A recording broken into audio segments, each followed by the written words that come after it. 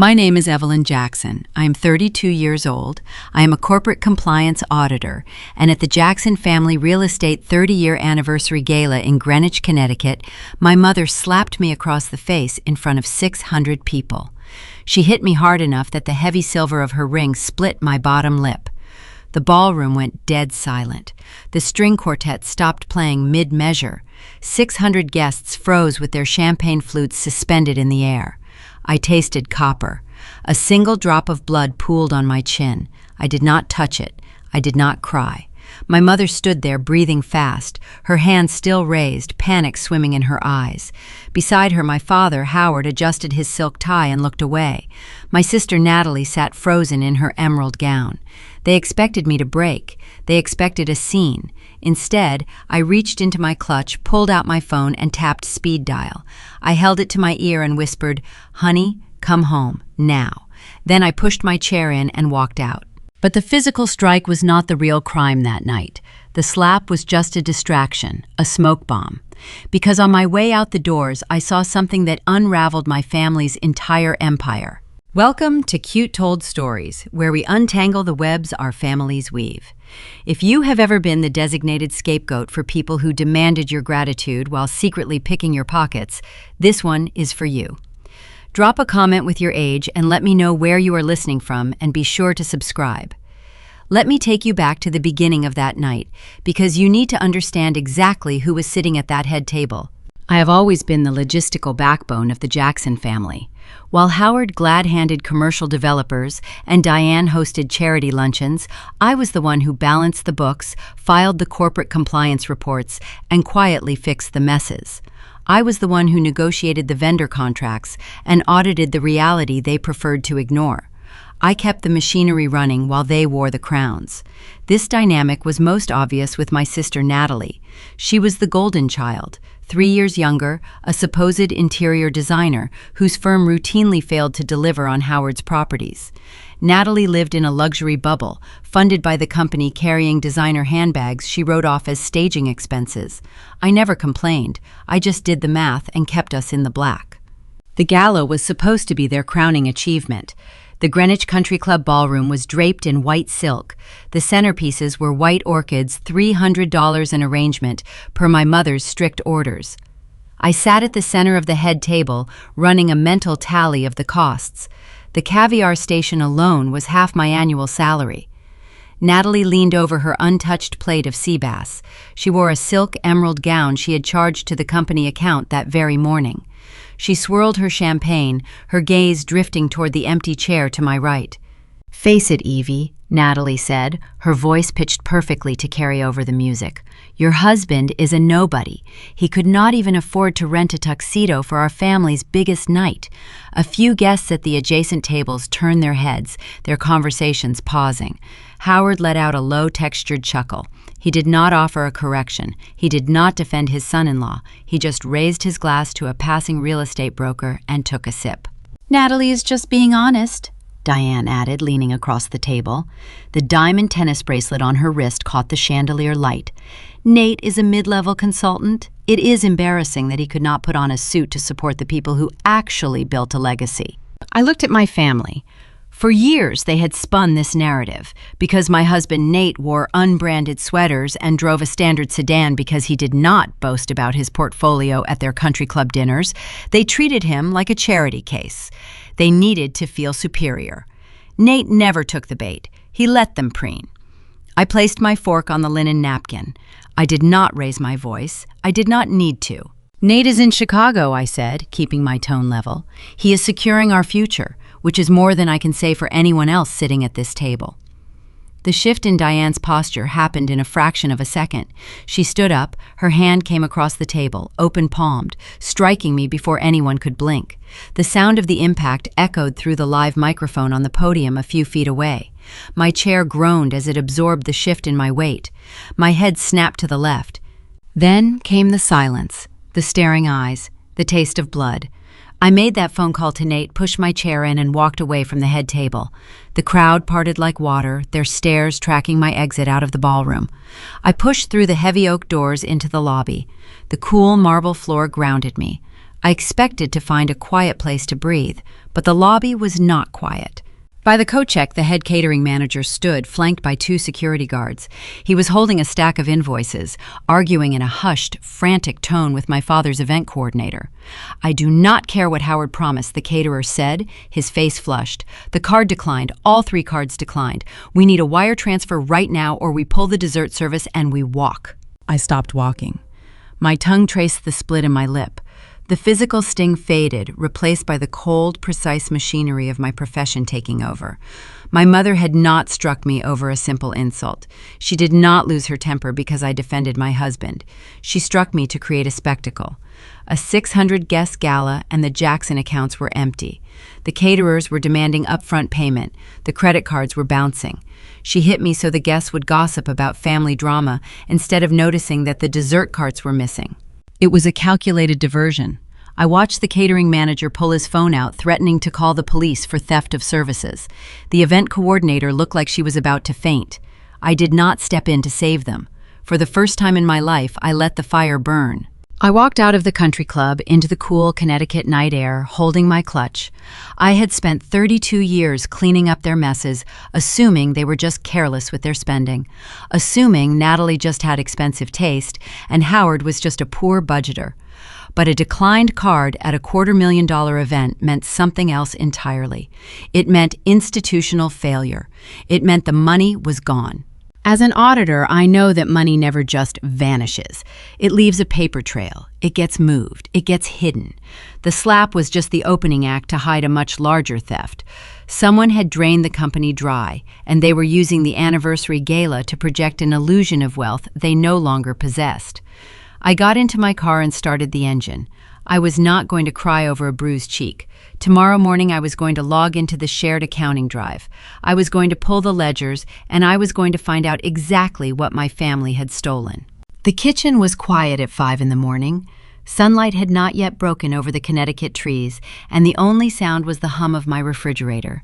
I sat at the granite island with a bag of frozen peas pressed against my left jaw. The swelling had gone down, but the cheekbone was a dark mottled shade of purple. The split on my lip burned every time I took a sip of lukewarm water. I did not sit there weeping. I did not replay the slap in my head expecting an apology. I knew my mother. Diane Jackson did not apologize. She rewrote history until she became the injured party, and Howard would print the new version on corporate letterhead by noon. Instead, I opened my laptop. The blue light washed over my dining table, reflecting off a small silver frame resting beside my coffee mug. In the photo, Nate and I stood on a rocky trail in Maine. He wore an old, faded flannel shirt, his hair windswept, his arm wrapped around my shoulders, with a gentle, immovable presence. Nate was not flashy. He did not feel the need to broadcast his worth to country club crowds or drop names at dinner parties. While my family spent 30 years chasing status, Nate quietly built a foundation made of concrete. Looking at his calm eyes in that picture gave me a sudden, steady focus. I put the bag of peas down, wiped the condensation off the table, and pulled up my browser. As the primary compliance officer for Jackson Family Real Estate, I held master administrative access to the firm's cloud servers. It was a privilege Howard and Diane had granted me years ago so I could handle their state regulatory filings, and in their haste to lock me out of their personal lives, they had completely forgotten to revoke my credentials. My fingers moved over the keyboard with practiced speed. I bypassed the standard dashboard and went straight for the raw financial repositories. I started with the line items for the anniversary gala. What I found made my stomach drop. The 600-guest event had not been funded by business revenue or commercial profit margins. Jackson Family Real Estate had not cleared a positive balance in 6 months. To pay for the white orchids, the caviar stations, and the string quartet, Howard had taken out a 6-figure short-term commercial bridge loan from a private hard money lender in Stamford. The interest rate was a crushing 24%. It was an exorbitant, predatory contract designed to trigger immediate default if a single payment was missed. They had mortgaged the company's remaining operational assets just to buy champagne for people who did not even like them. Diane's slap had not been a sudden burst of maternal anger. It was a tactical maneuver. She knew that if I stood at that head table looking at the empty dessert carts and asking logical questions about the catering budget, I would unravel their illusion in front of 600 influential locals. A violent family scene was preferable to a public bankruptcy announcement. Gossip about a disgraced daughter was a shield to protect their fragile social standing. I kept digging, opening the subledgers for corporate expenses. This was where Natalie's lifestyle was hidden. My younger sister had presented herself to Greenwich Society as a flourishing interior designer, the creative prodigy of the Jackson family. Her boutique firm, Natalie Jackson Concepts, occupied a trendy storefront downtown. But the ledgers revealed a completely different narrative. Her firm had never generated a single dollar of net profit.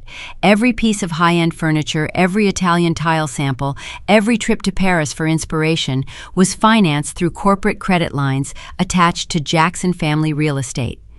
Howard had allowed her to treat the family business like an open-ended bank account while she played the role of a successful female entrepreneur. She was a total dependent masquerading as a self-made woman, sustained entirely by borrowed capital. The math was devastating. Between Natalie's rampant card usage and Howard's desperate hard money loans, the family firm was completely insolvent. They were standing on a crumbling ledge, holding a bouquet of expensive flowers, pretending they owned the mountain. I leaned back in my chair, taking a deep breath. My split lip throbbed slightly, but the clarity in my mind was absolute.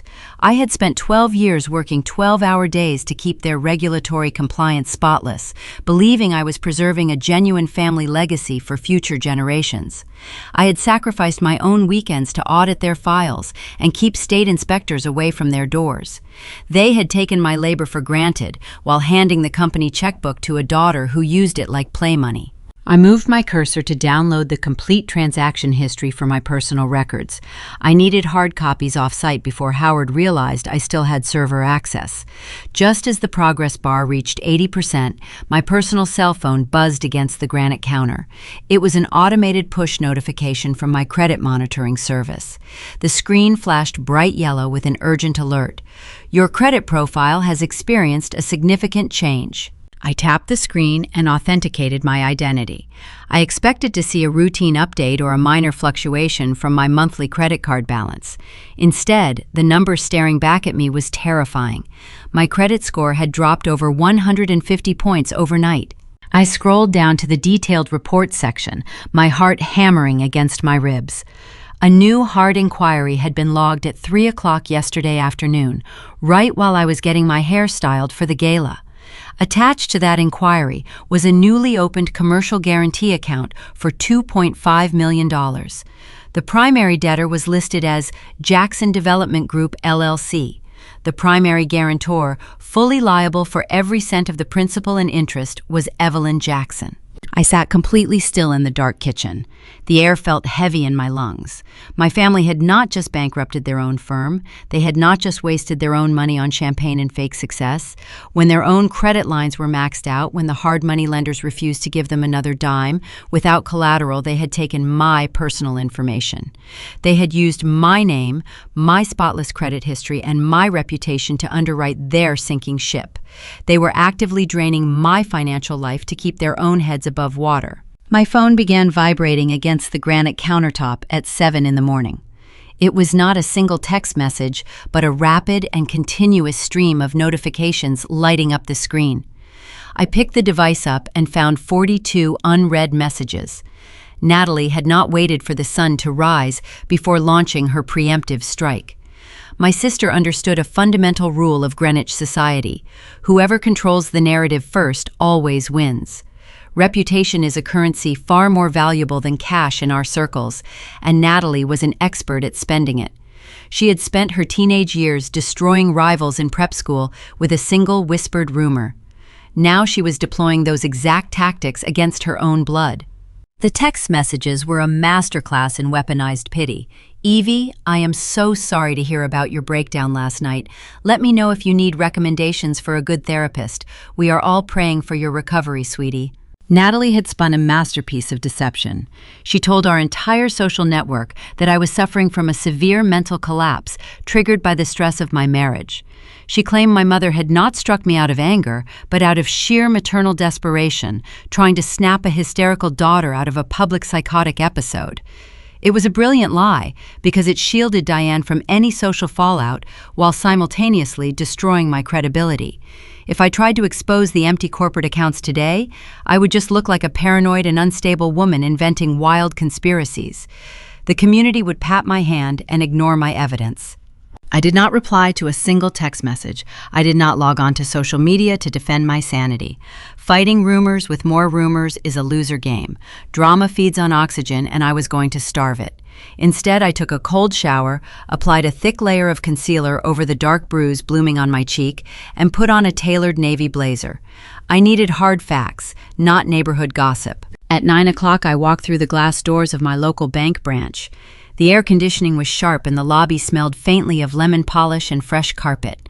The branch manager, David, had handled my personal accounts for a decade. He knew my financial history intimately.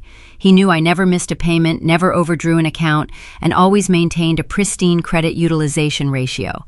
I was the client they used as a benchmark for reliability. I sat in his glass-walled office and slid my phone across his mahogany desk, displaying the urgent credit alert from the early morning.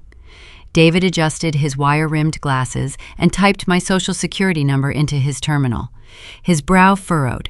The rhythmic clicking of his keyboard slowed, then stopped entirely. He leaned much closer to the monitor.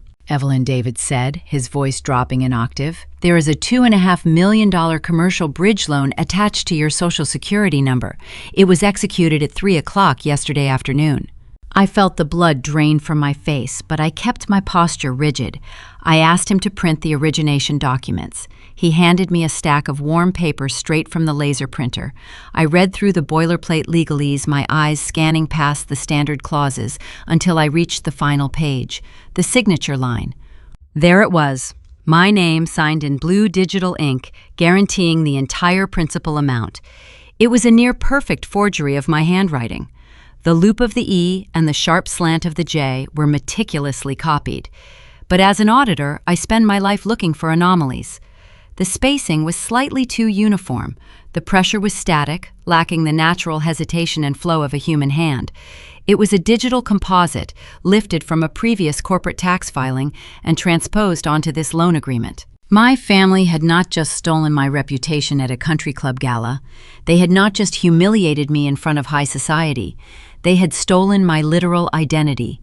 They had chained a lifetime of insurmountable debt to my name to finance a party they could not afford and a lifestyle they did not earn.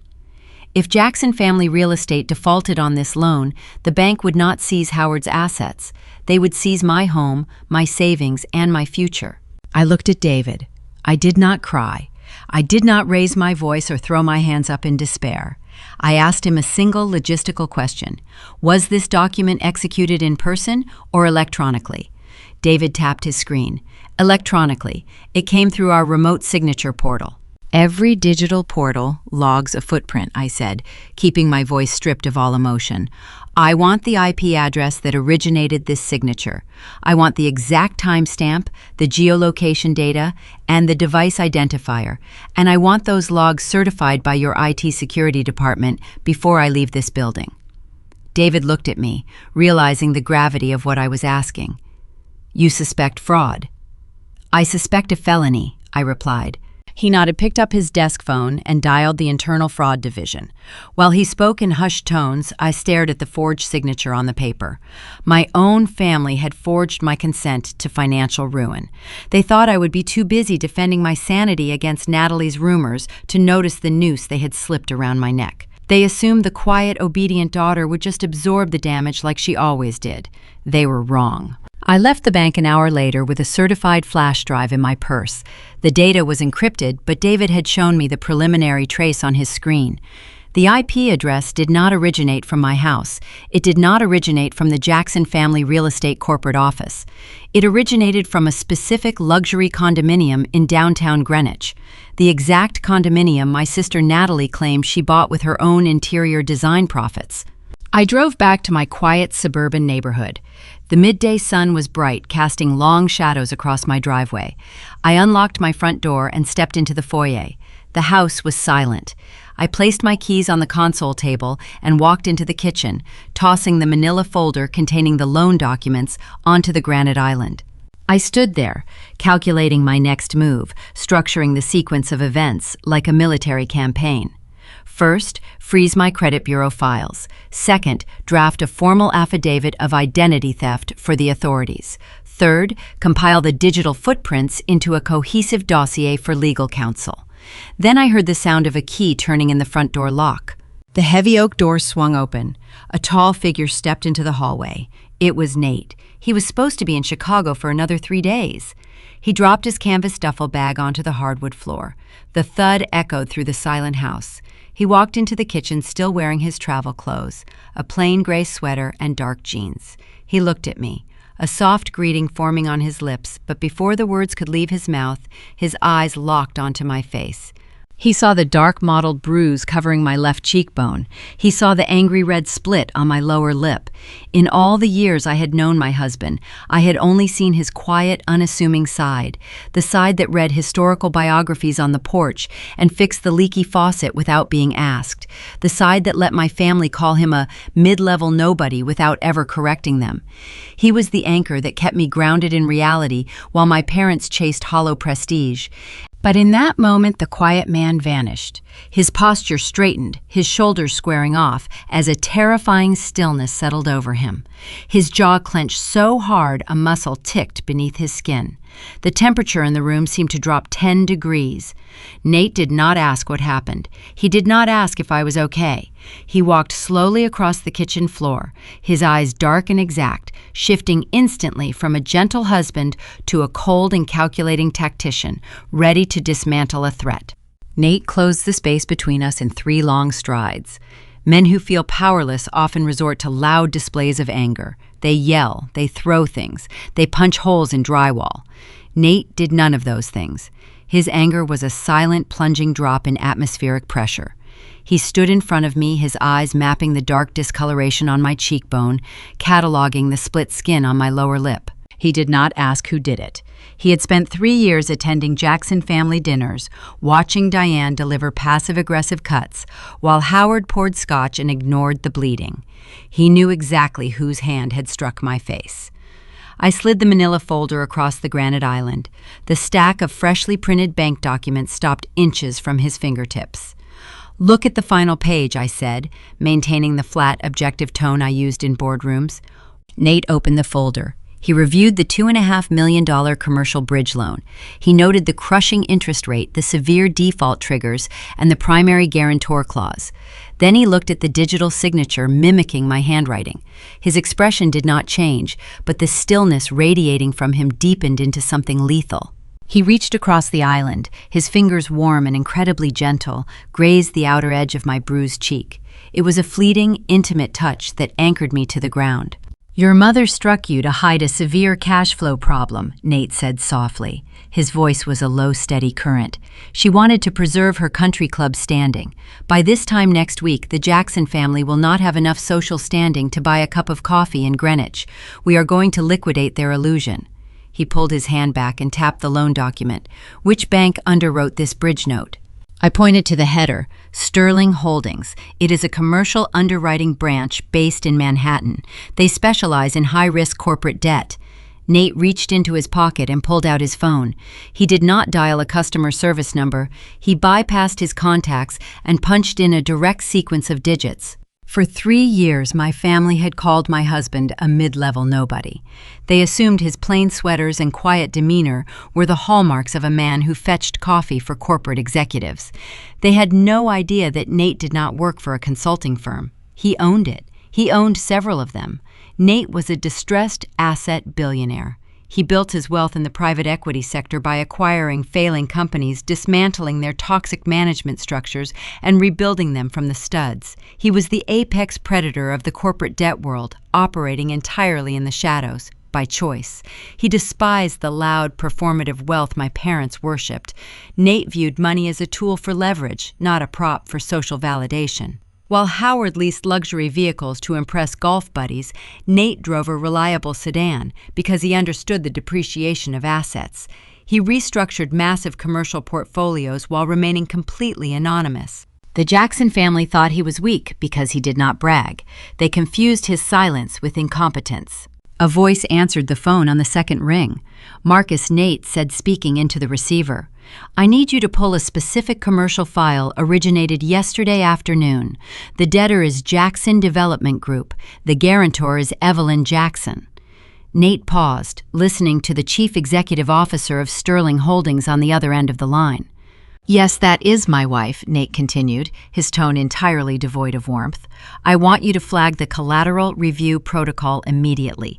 Mark the guarantor's signature as under active fraud investigation. Freeze any further disbursements on that line of credit. Do not notify the debtor. Let them believe the account is active. I want the trap set before they realize the floor is gone." He ended the call and placed his phone on the counter. The silent trap was set.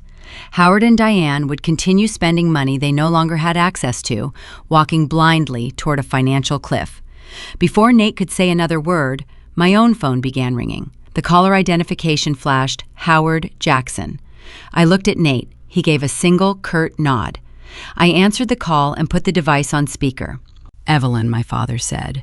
His voice was thick with disappointment, the exact tone he used to reprimand contractors who missed a deadline.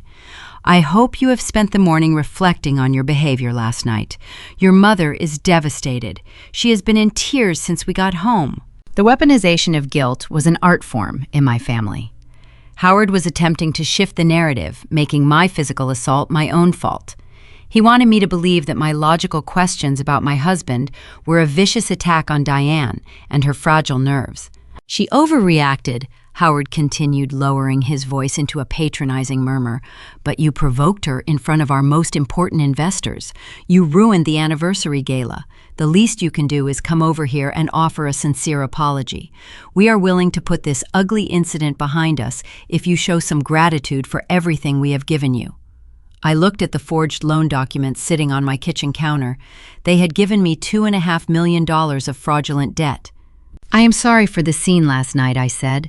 I kept my voice flat and submissive, feeding him the exact tone he required. I should not have spoken out of turn. "Tell Mom I apologize for ruining the evening." A heavy sigh came through the speaker. "That is a start, Evelyn. We will talk later this week. Try to keep a low profile until the gossip dies down." He disconnected the call. He believed he had won. He believed the obedient daughter had retreated to her corner, sufficiently cowed by the threat of his disapproval.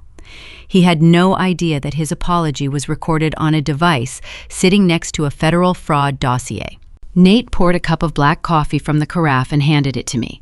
"They think you are a compliance auditor they can control," he said, leaning against the granite counter. "They forgot that auditors know exactly where the bodies are buried." I took a sip of the bitter coffee. The pieces were moving into place. We had the digital footprint on the forged signature. We had the bank freezing the credit line. We had the upper hand. Then a sharp, rapid knocking echoed from the front door. It was not a friendly knock. It was the heavy, authoritative pounding of someone executing a legal duty. Nate set his mug down. I walked out of the kitchen down the short hallway and pulled the front door open. A man in a cheap beige windbreaker stood on my porch. He held a thick manila envelope sealed with red tape. He looked at a clipboard, then looked at my face. "Evelyn Jackson?" the man asked. "Yes," I replied, keeping my posture straight. "You have been served," the man said. He shoved the heavy envelope into my hand, turned around, and walked quickly down the driveway toward a parked sedan. I stepped back into the foyer and closed the door. The envelope felt unnaturally heavy. I ripped the red tape across the top and pulled out a thick stack of legal filings. The header on the first page bore the seal of the Connecticut Superior Court. I scanned the plaintiff section. It was the primary vendor from the gala, the catering company that had threatened to walk out when my father experienced the declined cards. I moved my eyes down to the defendant section. They were not suing Jackson Family Real Estate. They were not suing Howard or Diane. They were suing Evelyn Jackson personally for breach of contract, theft of services, and damages exceeding $150,000. I flipped to the attached exhibits at the back of the legal packet. There were copies of the vendor agreements, the floral orders for those $300 orchid centerpieces, and the master catering contracts. Every single document was signed with my name. I looked closely at the billing information. Natalie had not just stolen my social security number for the massive bridge loan. She had deliberately logged into the corporate vendor portal using my credentials. She had removed Howard as the primary billing contact and inserted my personal home address and my personal phone number. She had intentionally engineered a secondary financial collapse, ensuring that when the event inevitably went bankrupt, the angry creditors would bypass the family estate and come straight for my throat. The civil complaint resting on my granite island felt heavier than a stack of normal paper. It was a formalized threat.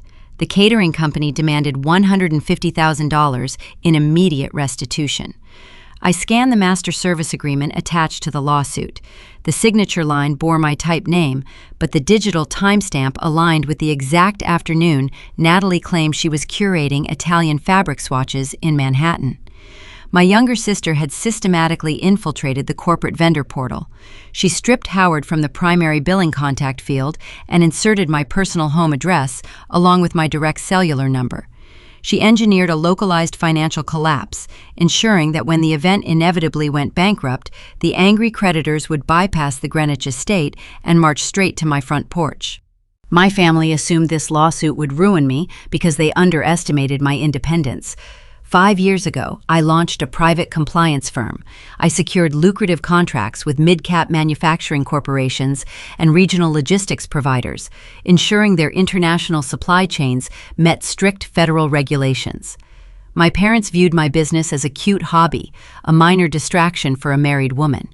They never realized my firm generated triple the annual revenue of their failing property empire.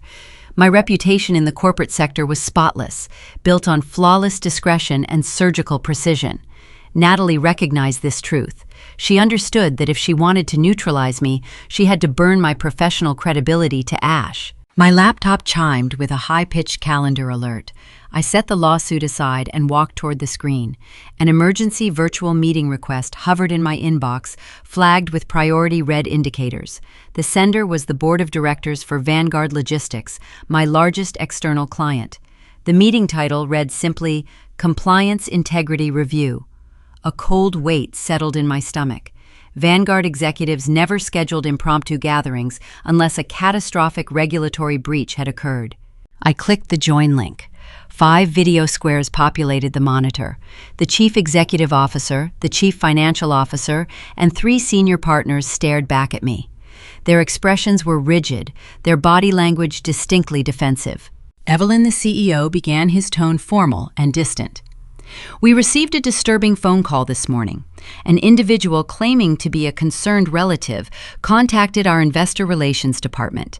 This caller stated that you are currently under investigation for embezzling funds from Jackson Family Real Estate. The informant alleged you are experiencing a severe mental breakdown and hiding stolen assets. We value your past work, but Vanguard cannot employ a compliance officer facing active fraud allegations. We need an explanation, or we must terminate your contract effective immediately. Natalie had escalated her campaign.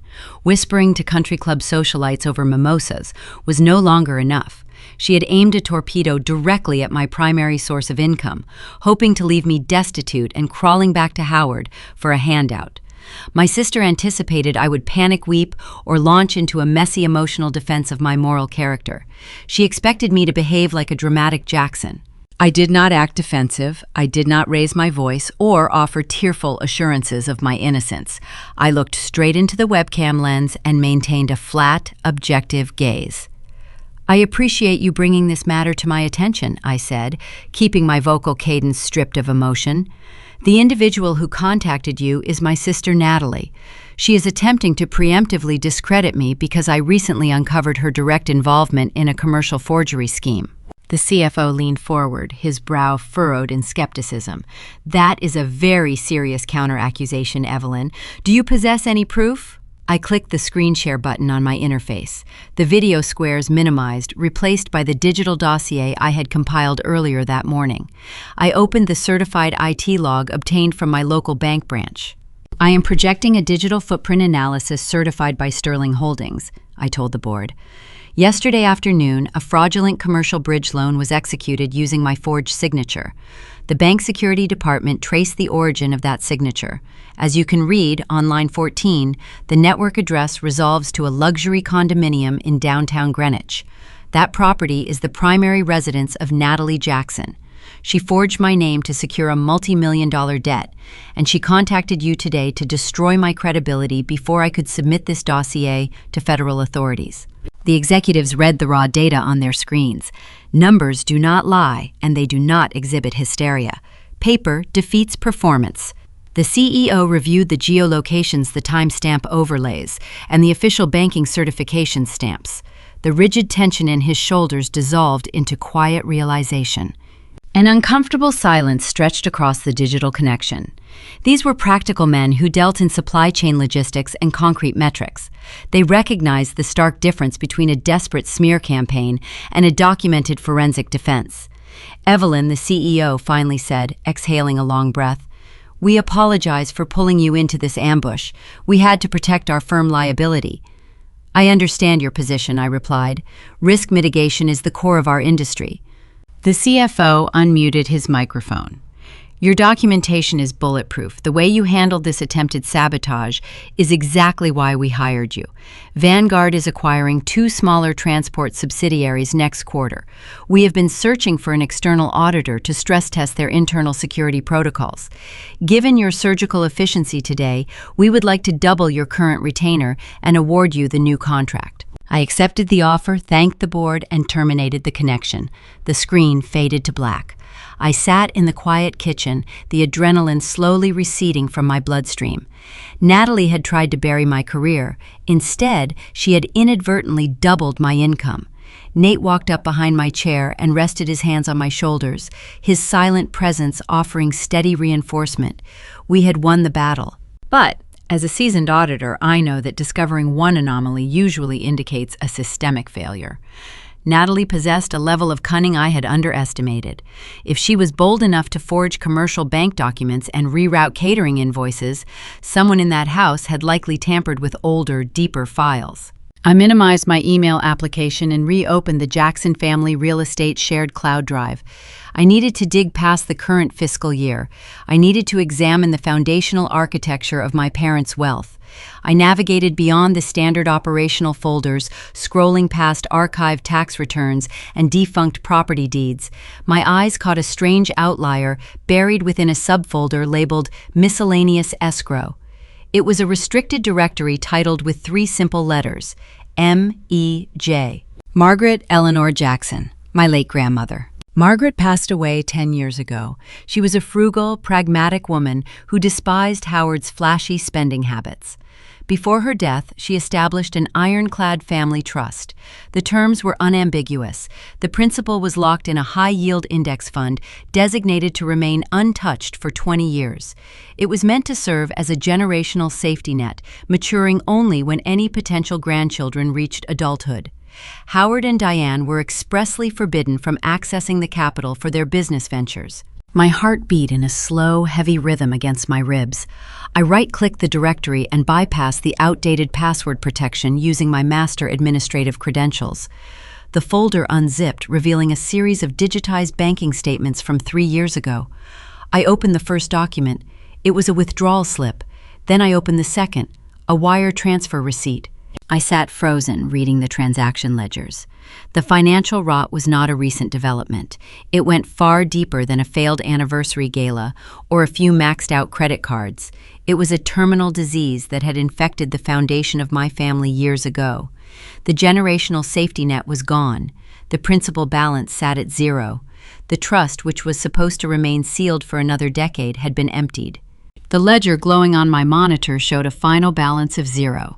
Margaret Eleanor Jackson had spent her entire life clipping coupons, driving sensible sedans, and investing her modest savings into a high-yield index fund. My grandmother built that trust to serve as an untouchable generational safety net. The bylaws she drafted were ironclad, explicitly denying my parents any access to the capital. The funds were legally bound to mature over a 20-year period, yet the digital banking statement staring back at me proved the account was drained 36 months ago. Digital records can be manipulated. A seasoned auditor relies on sworn paper. I closed my laptop, grabbed my car keys, and drove to the Fairfield County Surrogate Court.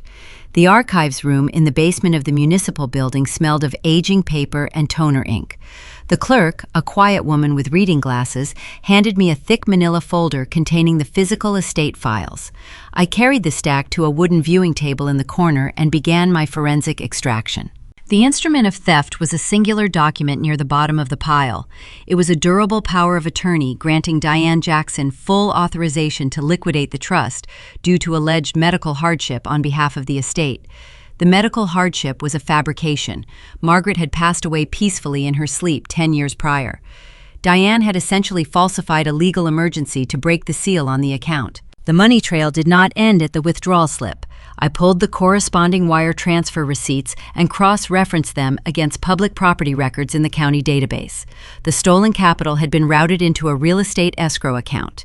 The exact dollar amount matched the down payment and closing costs for a luxury condominium in downtown Greenwich. It was the exact same condominium Natalie occupied. My younger sister had spent the last 3 years boasting to local socialites about her independence. She claimed her interior design business was so lucrative she purchased premium real estate before turning 30. That narrative was a hollow shell. My parents had stripped the matriarch's legacy, robbing the future to fund a playground for their golden child. I paid the clerk for certified copies of every page, slid the heavy documents into my briefcase, and drove back to my quiet suburban neighborhood. Nate was sitting at the kitchen island when I walked through the door. He had traded his travel clothes for a simple dark sweater, nursing a glass of sparkling water. I laid the certified court copies flat on the granite surface. He did not ask questions. He leaned forward and read the legalese with the terrifying speed of a man who dismantles corporate structures for a living. His index finger stopped on the final page of the power of attorney. He tapped the embossed stamp sitting next to Diane's signature. "Look at the notary seal," Nate instructed here, his voice low and exact. I leaned closer. The stamp belonged to Arthur Vance. He was a prominent commercial insurance broker in our area. More importantly, he was my father's regular golf partner at the country club. "Your parents did not just falsify a medical hardship," Nate said. "They conspired with a licensed official to validate a fraudulent document. Vance risked his state commission to help Howard and Diane bypass the trust restrictions. We are no longer dealing with simple embezzlement.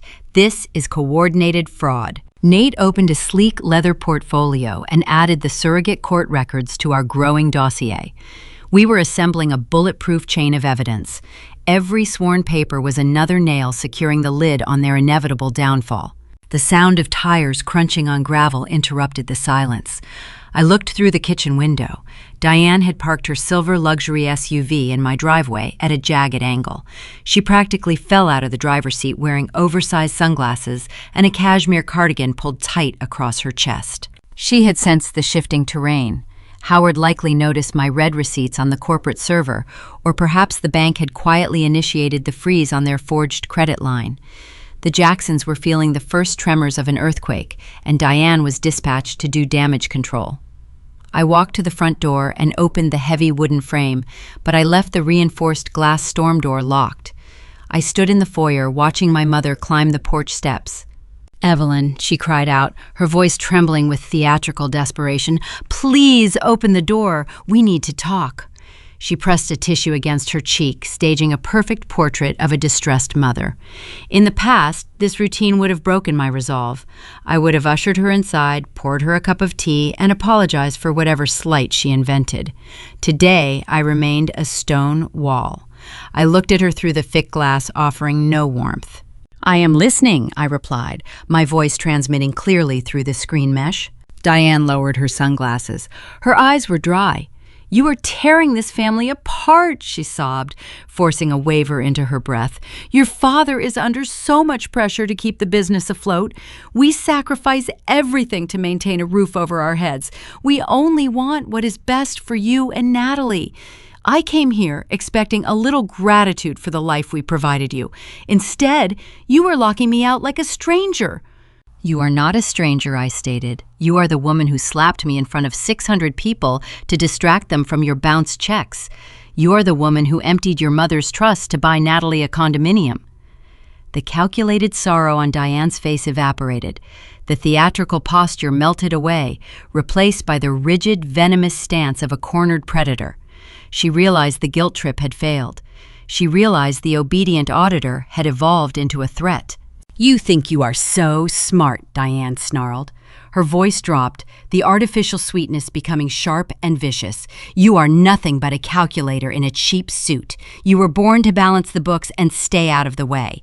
Natalie has the talent. Natalie has the grace. You will always be a secondary citizen in this family. You exist to support her. If you try to ruin us, I will make sure society strips you down to nothing." She did not wait for a response. She spun around her heels, striking the wooden porch planks with sharp intent, and marched back to her SUV. She slammed the door and sped out of the driveway, the tires spinning on the asphalt. I did not feel a single sting of rejection. I felt the quiet satisfaction of a successful audit. Diane assumed our confrontation was a private exchange. She failed to notice the small, high-definition security camera mounted beneath the eaves of my neighbor's porch. The lens was pointed directly at my front door. The neighbors owned a sophisticated system that recorded crystal-clear audio and video. Diane's entire unhinged monologue, shedding her victim persona to reveal her vicious true colors, was captured in perfect digital fidelity. I made a mental note to ask the neighbor for the footage tomorrow morning.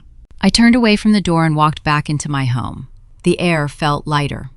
I returned to the kitchen island, sitting down in front of my laptop to resume my forensic review of the corporate vendor portals.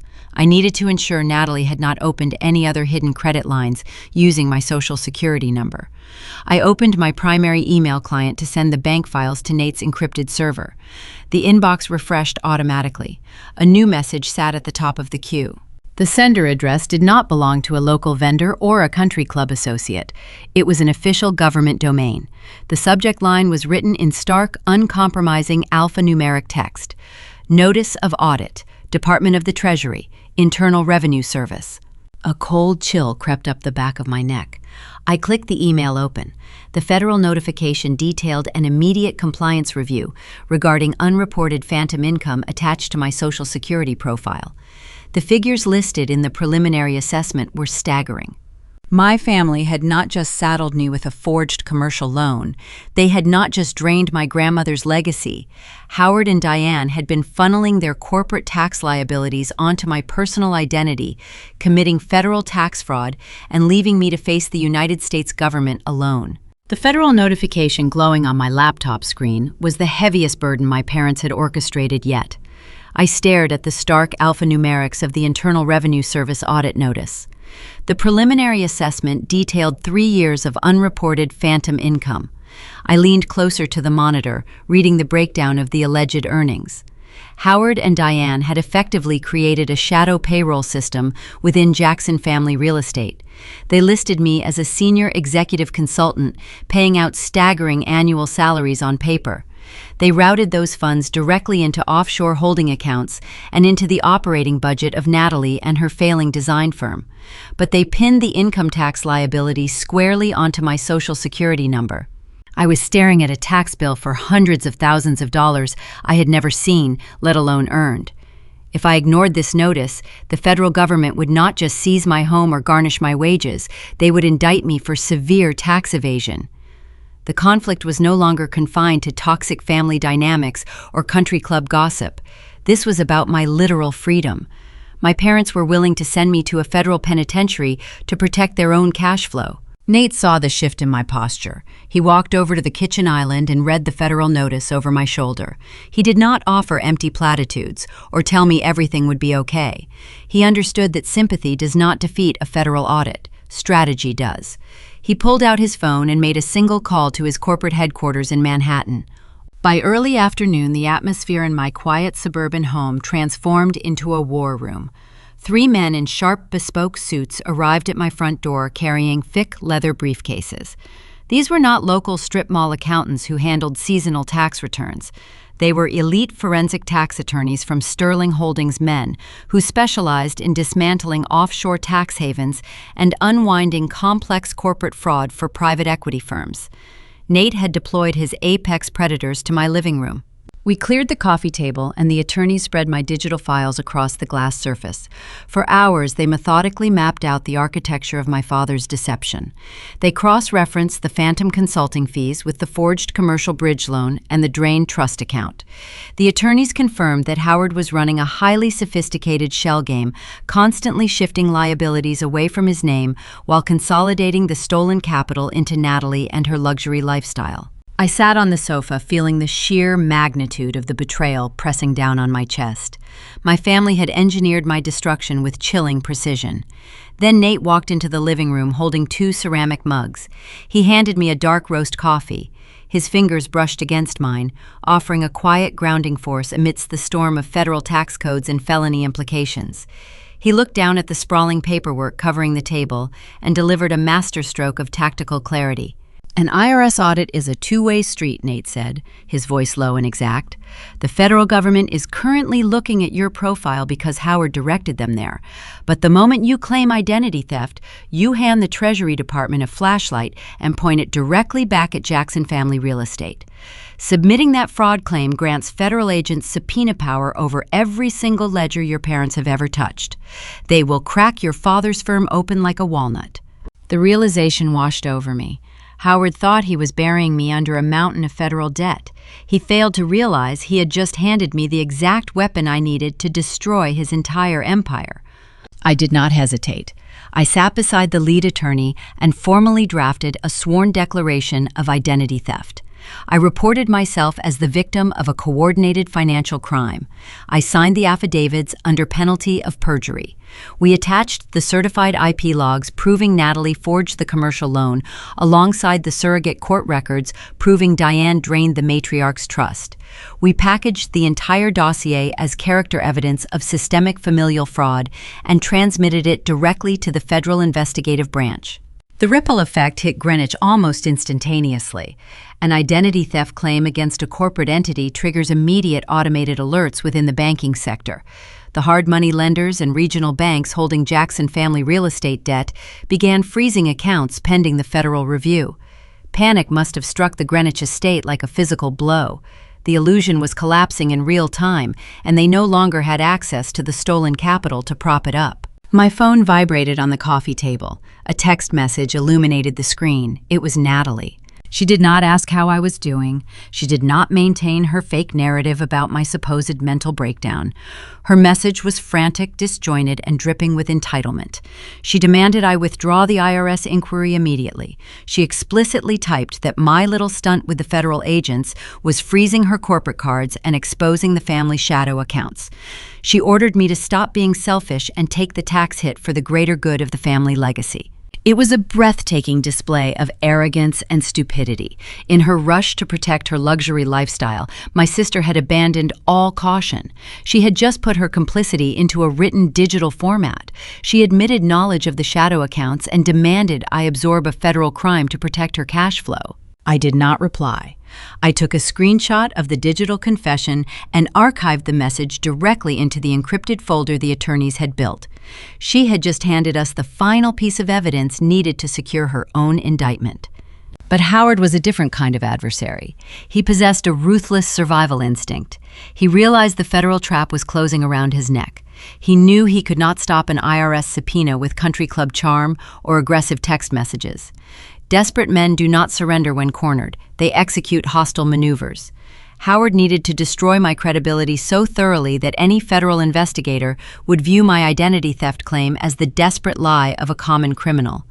If he could brand me a thief in the eyes of the law, my sworn affidavits would lose their legal weight. The sun dipped below the Connecticut tree line, casting long shadows across my front lawn. The forensic attorneys were packing their briefcases, finalizing the strategy for the upcoming week. I stood by the front window, watching them walk down the driveway toward their awaiting vehicles. As the attorneys pulled away, a new vehicle turned onto my street.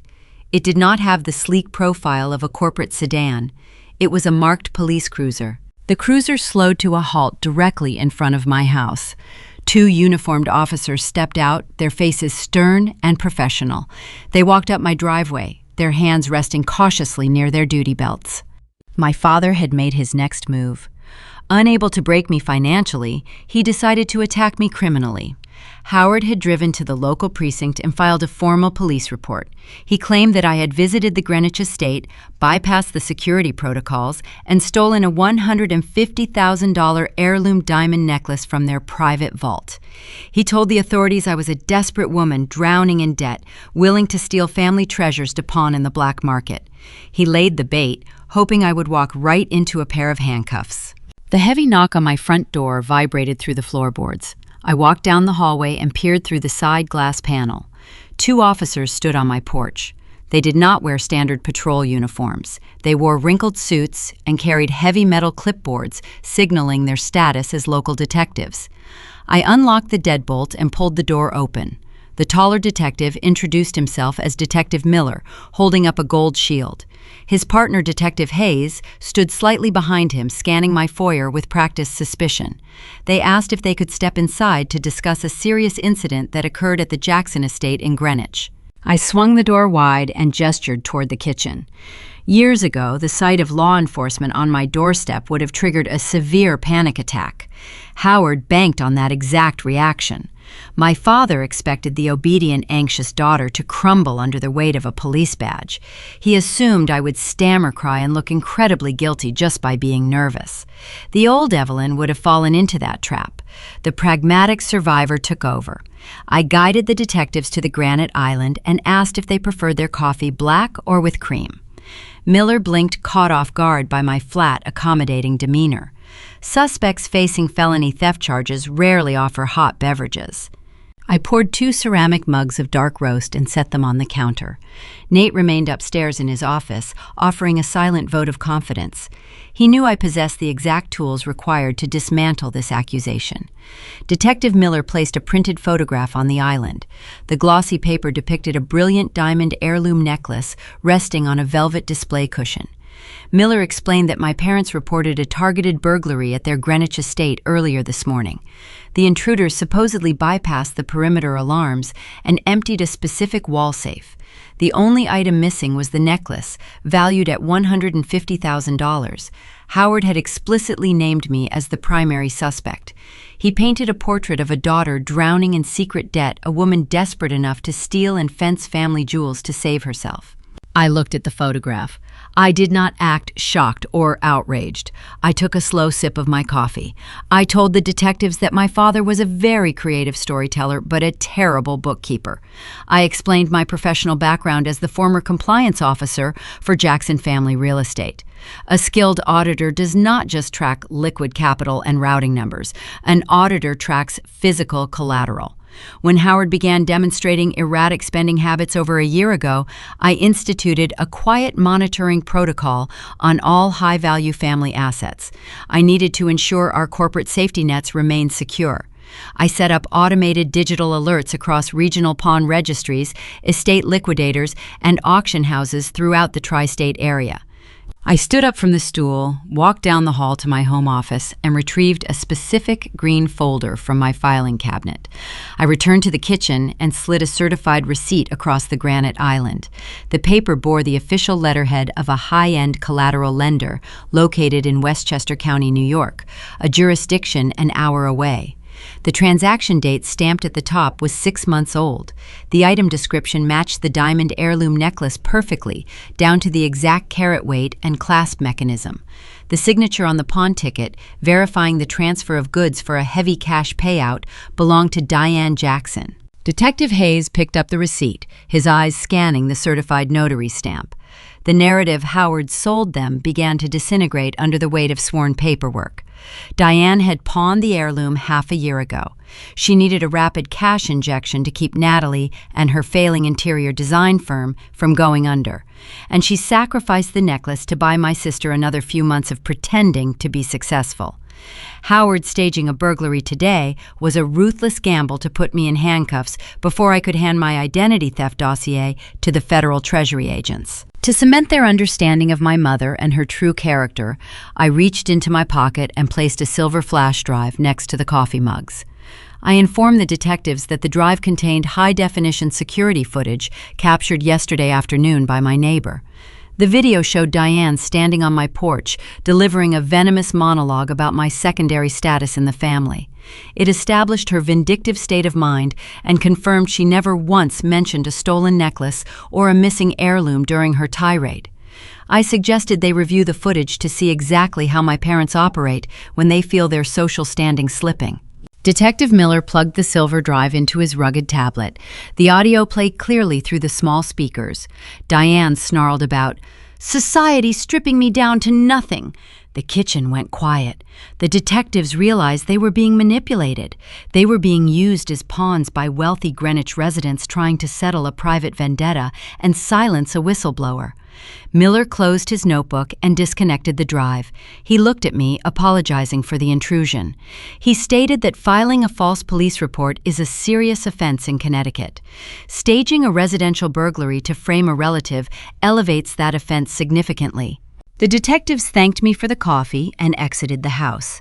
The maneuver designed to brand me a criminal backfired.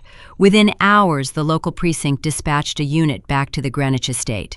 The police confronted Diane with a pawnshop receipt. Unable to charm her way out of a documented transaction, her defense crumbled. She was formally cited for filing a false police report and misusing emergency resources. The criminal liability bypassed me entirely and landed squarely onto my parents. They were now fighting a two-front war, facing both the federal tax authorities and the local police department. The house grew quiet again, but the silence felt temporary. Howard realized his attempt to put me in a jail cell had failed. A cornered predator always changes the battlefield when their initial ambush falls apart.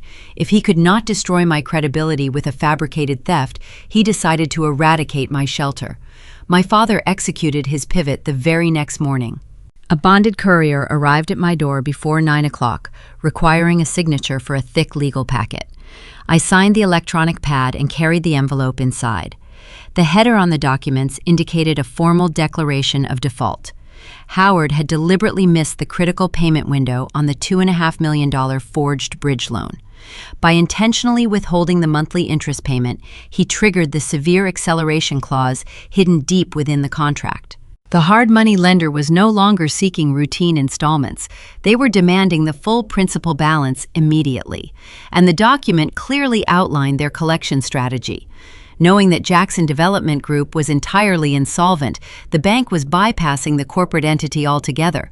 They were activating the guarantor clause. They were coming directly after me. My personal assets, my quiet suburban home, and my professional business accounts were now locked in the crosshairs of a ruthless financial institution. Howard assumed this financial nuclear strike would force me to surrender.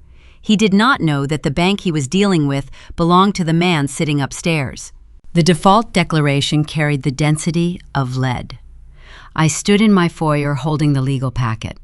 Howard had deliberately missed the payment window on the $2.5 million commercial bridge loan. He triggered the acceleration clause. The hard money lender demanded the full principal balance immediately.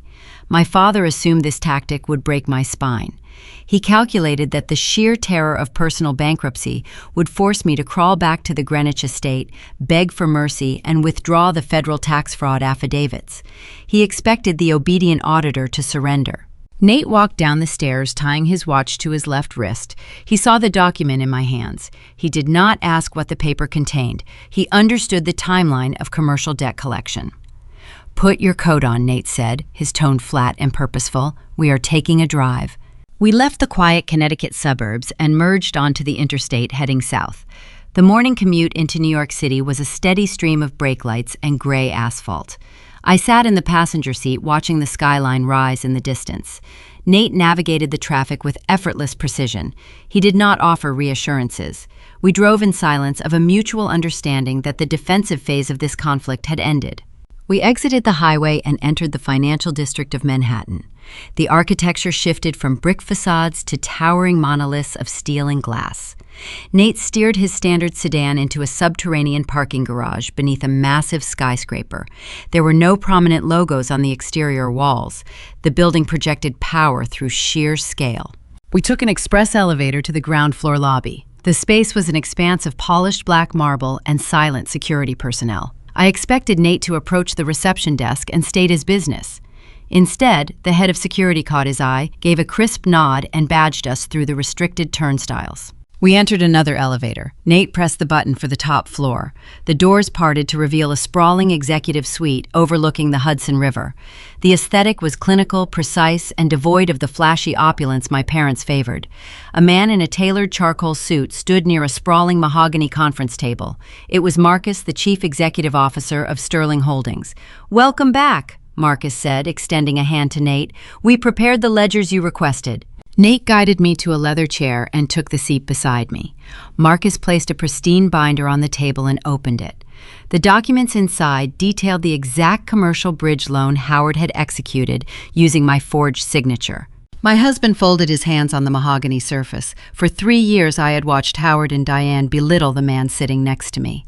They mocked his unbranded clothing and his reliable car. They treated him like an unremarkable pedestrian walking through their gilded kingdom. I always knew Nate was a private equity specialist, but I had never mapped the true perimeter of his reach. Sterling Holdings is not just a commercial underwriter, Nate explained, his eyes meeting mine. They do not just issue high-risk debt to desperate real estate developers. Sterling is a subsidiary. It is one branch of a much larger parent entity. He paused, letting the silence fill the executive boardroom. "I own the parent entity," Nate stated. "I own Sterling Holdings. I own the bank that issued your father's loan." The air left my lungs. I looked at the man I married. The realization settled over me in distinct layers. Nate was not a mid-level consultant. He was a distressed asset billionaire. He operated at the apex of the private equity sector, orchestrating corporate takeovers and liquidating failing portfolios from the shadows. The Jackson family assumed he was a nobody because his name did not appear in the society pages. They failed to grasp that real power does not seek validation in a country club newsletter. A quiet, profound emotion anchored my chest. I looked at the plain wedding band on his finger. Nate had never lied to me about his profession, but he had shielded the magnitude of his wealth. It was not born of deceit. It was a calculated defense mechanism. He saw the parasitic nature of my parents from the very first dinner. He recognized that Howard and Diane viewed human beings as financial stepping stones. Nate hid his empire to protect our marriage from their insatiable greed. He allowed them to mock him so we could build a life free from their toxic demands. But the mask was off now. The Jacksons had crossed a terminal boundary. Marcus slid a fountain pen across the table. Nate picked it up. "Howard assumed he was turning a faceless institution against you," Nate said, uncapping the pen. "He thought a random bank would seize your home and ruin your credit. He made a fatal miscalculation." Nate signed the acquisition papers. The ink dried on the thick parchment. "I am personally buying Jackson Development Group's defaulted debt," Nate told Marcus. "Transfer the paper to my private holding account. I am now their sole creditor." The narrative shifted. We were no longer deflecting attacks. We were holding the sword. "Execute the freeze," Nate ordered. Marcus tapped an authorization key on his tablet. The digital command rippled through the financial sector. Nate did not just freeze the fraudulent credit line. As the primary creditor holding defaulted collateral, he possessed the legal authority to freeze every single operational account attached to Jackson family real estate. The corporate checking accounts, the payroll ledgers, the vendor escrow funds, all locked simultaneously. Furthermore, Nate initiated the seizure protocol on the assets tied to the stolen trust fund. The luxury condominium in downtown Greenwich, the playground Natalie purchased with my grandmother's legacy, was flagged for immediate repossession. The property was now active collateral. 40 miles away in Connecticut, the shockwaves struck their targets. Natalie stood at the checkout counter of an exclusive boutique on Greenwich Avenue. She held 3 designer handbags, chatting idly with the sales associate. She swiped her metal corporate card through the terminal. The machine beeped, flashing a red decline notice. Natalie sighed, blaming a bank error, and handed the associate a second card. Declined. She tried a third. Declined. The associate offered a polite but strained smile, quietly stepping back to return the handbags to the display shelves. My sister stood in the center of the boutique, her face flushed with unprecedented humiliation, realizing her unlimited access to capital had evaporated. Across town, Howard sat behind his massive oak desk at the Jackson family real estate headquarters. He was likely drafting his next manipulative maneuver, waiting for my desperate phone call. Instead, a process server walked past his receptionist and dropped a certified folder onto his desk. Howard opened the packet. It was not a routine vendor dispute. It was a formal foreclosure notice. The commercial properties that formed the backbone of his supposed empire were now subject to immediate liquidation. His operating accounts were paralyzed. His firm was entirely insolvent, and the creditor pulling the strings demanded swift restitution. We left the Sterling Holdings boardroom and walked back to the subterranean garage. The Manhattan skyline loomed above us, sharp and unyielding. My phone began to vibrate before we even reached the highway. I checked the screen. The caller identification displayed my father's name. The incoming requests were relentless, stacking one after another. I let it ring 3 times before accepting the connection. I did not speak. I simply listened to the frantic breathing on the other end. "Evelyn," Howard said. His voice was stripped of its usual patronizing polish. The smooth country club baritone was gone, replaced by a ragged, breathless urgency. "There is a severe error at the bank. Someone froze the corporate accounts. They are trying to foreclose on the commercial properties." I looked out the passenger window, watching the city blur past. "I am calling a mediation," Howard demanded, his tone shifting into a frantic command. "We are holding an emergency family meeting. Tomorrow morning, you need to be there. We have to fix this together." He still believed he held the reins. He assumed the family dynamic was intact. He thought he could summon me to a conference table, exert parental pressure, and manipulate his obedient daughter into untangling his financial ruin. He had no idea that the man driving the car was the architect of his destruction, and the mediation he requested would be the venue for his absolute surrender. The morning before the legal mediation arrived, with a crisp coastal breeze, my father had scheduled the emergency meeting for Thursday afternoon, believing he could use the intervening 24 hours to strategize a defense. He underestimated the speed at which a financial hemorrhage bleeds into the public sphere. My younger sister proved unable to sit quietly in the wreckage. Natalie operated on a singular philosophy: if the foundation is cracking, buy a more expensive rug to cover the floor. Unaware that her corporate credit lines were permanently frozen by the parent entity of her own debt, Natalie decided to execute a final play for social survival. She was the acting chairwoman for the Greenwich Heritage Foundation. Months ago, she had organized a lavish philanthropic luncheon to benefit local historical preservation. The event was scheduled for Wednesday afternoon. A rational person facing insolvency would cancel the gathering. Natalie pushed forward. She viewed the luncheon as her ultimate shield. If she could project affluence in a room full of regional elites, she assumed the whisper campaign about her declining bank accounts would evaporate. She even sent a digital invitation to my email inbox. It was a calculated taunt. She expected me to hide in my suburban home, cowed by the rumors she had circulated regarding my mental stability. She wanted to stand at the podium, offer fake sympathy for her troubled older sister, and secure her position as the resilient golden child. I clicked the reply button and typed a single affirmative word. I arrived at the Botanical Gardens atrium just past noon. The venue featured towering glass ceilings and sweeping views of manicured lawns. Sunlight poured across 36 circular tables draped in pristine white linen. I wore a structured charcoal suit carrying a slim leather briefcase. The moment I stepped through the double doors, I noticed the logistical framework of the event unraveling. A successful gala runs on invisible precision.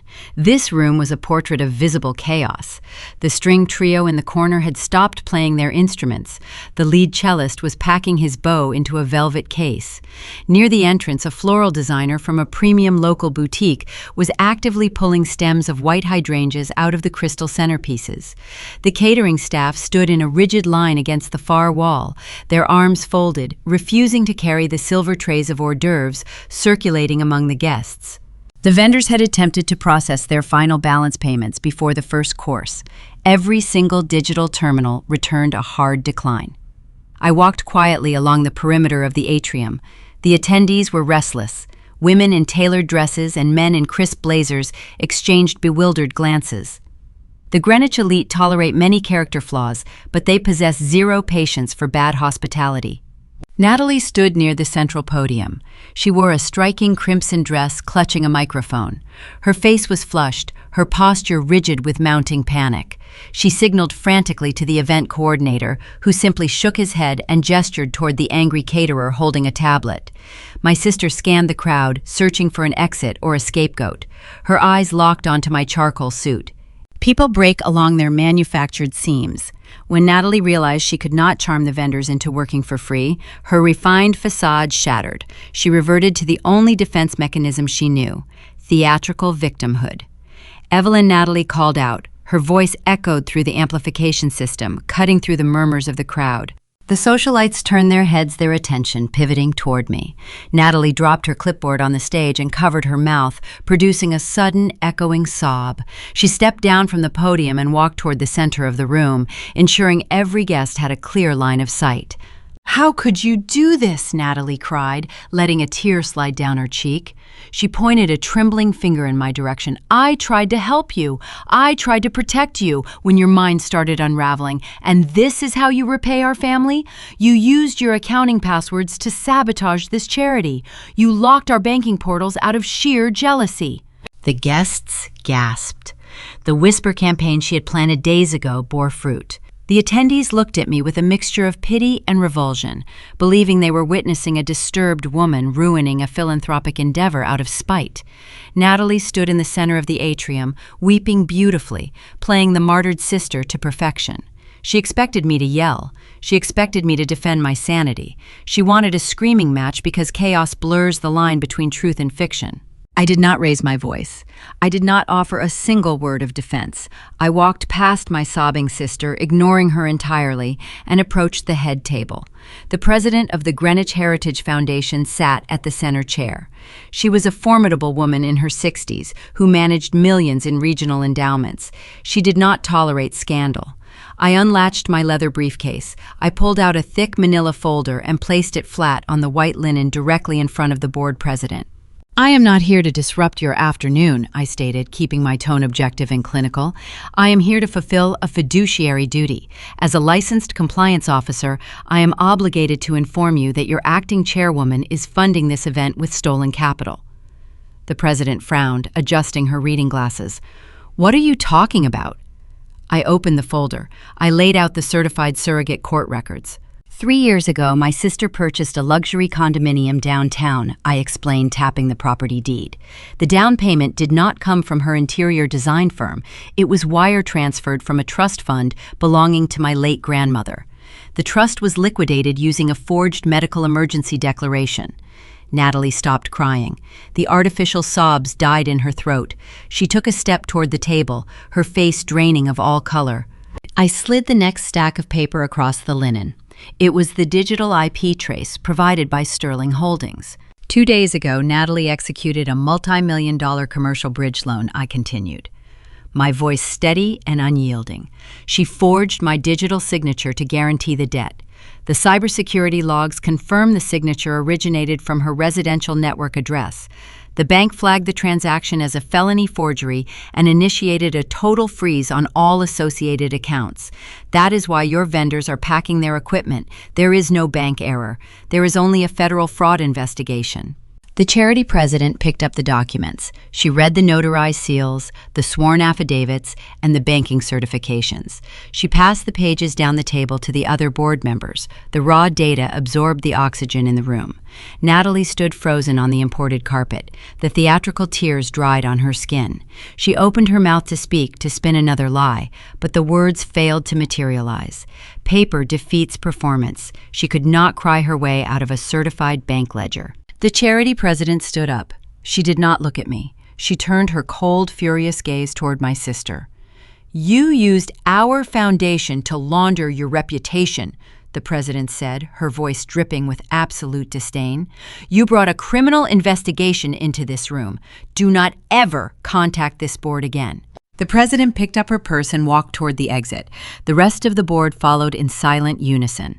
The surrounding socialites, witnessing the ultimate social execution, did not linger. The whisper campaign dissolved into thin air, replaced by documented truth. The attendees gathered their coats and moved toward the doors in a swift, quiet exodus. They walked past Natalie without making eye contact. Within 5 minutes, the glass atrium was nearly empty. The string trio had vanished, the florists loaded their vans, the catering manager handed Natalie a printed invoice for the breach of contract, turned on his heel and walked away. My sister stood alone in a cavernous room filled with unpaid bills and empty chairs. The empire of lies she constructed to elevate herself was reduced to ash. She looked at me, her eyes hollow, realizing the protective shield of our parents' wealth no longer existed. I closed my briefcase and fastened the brass latches. I did not offer her a parting insult. The silence was a far more effective punishment. I walked out of the botanical gardens and stepped into the cool afternoon air. The smear campaign was dead. The golden child was dismantled. The perimeter defenses of the Jackson family were gone. Only the architects remained. I walked to my car, my focus shifting toward the morning ahead. Howard and Diane were waiting for me in downtown Hartford. They still believed they could salvage their legacy at the mediation table. They were about to discover that the man sitting across from them held the keys to their destruction. The drive to Hartford was a quiet exercise in anticipation. The morning sky was a flat slate gray, mirroring the cold precision required for the day ahead. The neutral mediation facility occupied the 42nd floor of a glass high-rise in the center of the financial district. The conference room was a vast expanse of polished mahogany and frosted glass partitions, an environment designed to keep bitter civil disputes insulated from public view. I arrived 10 minutes early. I wore a sharp, understated navy suit with no jewelry and carried a single leather briefcase. Nate walked beside me in his standard attire, a plain dark sweater and tailored slacks. He did not look like a man stepping into a legal battle. He radiated the quiet, immovable gravity of a man who held the master key to the building. We took our seats on one side of the long conference table. The official mediator, a retired state judge with a gray beard and a neutral expression, activated a small digital recorder placed in the center of the wood grain. He stated the date, the location, and the purpose of the emergency settlement conference. He reminded all parties that the session was being recorded for the official court record. At precisely 1 o'clock, the heavy glass doors swung open. Howard and Diane walked into the room, followed closely by Natalie and a man carrying a scuffed leather briefcase. My family had spent the last 48 hours watching their banking portals freeze and their social standing evaporate, yet they arrived dressed for a high society photo shoot. They were determined to project an illusion of wealth they no longer possessed. Howard wore a custom-tailored Italian suit with a silk pocket square. Diane carried a pristine designer handbag she had likely hidden from the asset seizure protocols. Natalie wore a silk blouse, projecting a brittle, haughty facade. They sat across from us, arranging their expensive posture to project dominance over the table. The man with the scuffed briefcase took the chair next to Howard. He was a local strip mall attorney named Gregory Dunn. He specialized in local civil litigation and settling minor property disputes out of court. Dunn leaned back in his leather chair, a smug grin forming on his face. He looked at my simple navy suit, then looked at Nate sitting quietly in an unbranded sweater. Dunn assumed he was dealing with a scared, rebellious daughter and her unremarkable husband. He believed this mediation would be a quick, brutal exercise in parental discipline. Howard cleared his throat, adjusting his silk tie. He did not look at the mediator. He looked directly at me. He deployed the same patronizing baritone he used to reprimand lazy contractors and dismiss waitstaff. Evelyn Howard began, his voice dripping with calculated disappointment. This entire situation has escalated beyond reason. You have caused an incredible amount of stress for your mother and your sister. Your actions over the past few days have been erratic and deeply disrespectful to the legacy I built for this family. I sat in silence, resting my hands on the table. I did not interrupt. However, Howard continued, leaning forward to rest his forearms on the mahogany. I am a reasonable man. I understand that marriages can be stressful, and perhaps you are lashing out because you feel inadequate in your own life. We are willing to offer you a path back into our good graces. We are willing to forgive your recent outbursts. Dunn nodded along, sliding a single sheet of paper across the table. It was a drafted settlement agreement, printed on standard office paper. I glanced at the document without picking it up. Howard laid out his toxic compromise. "We will drop the vendor lawsuit against you," Howard stated, acting as if he were bestowing a generous gift.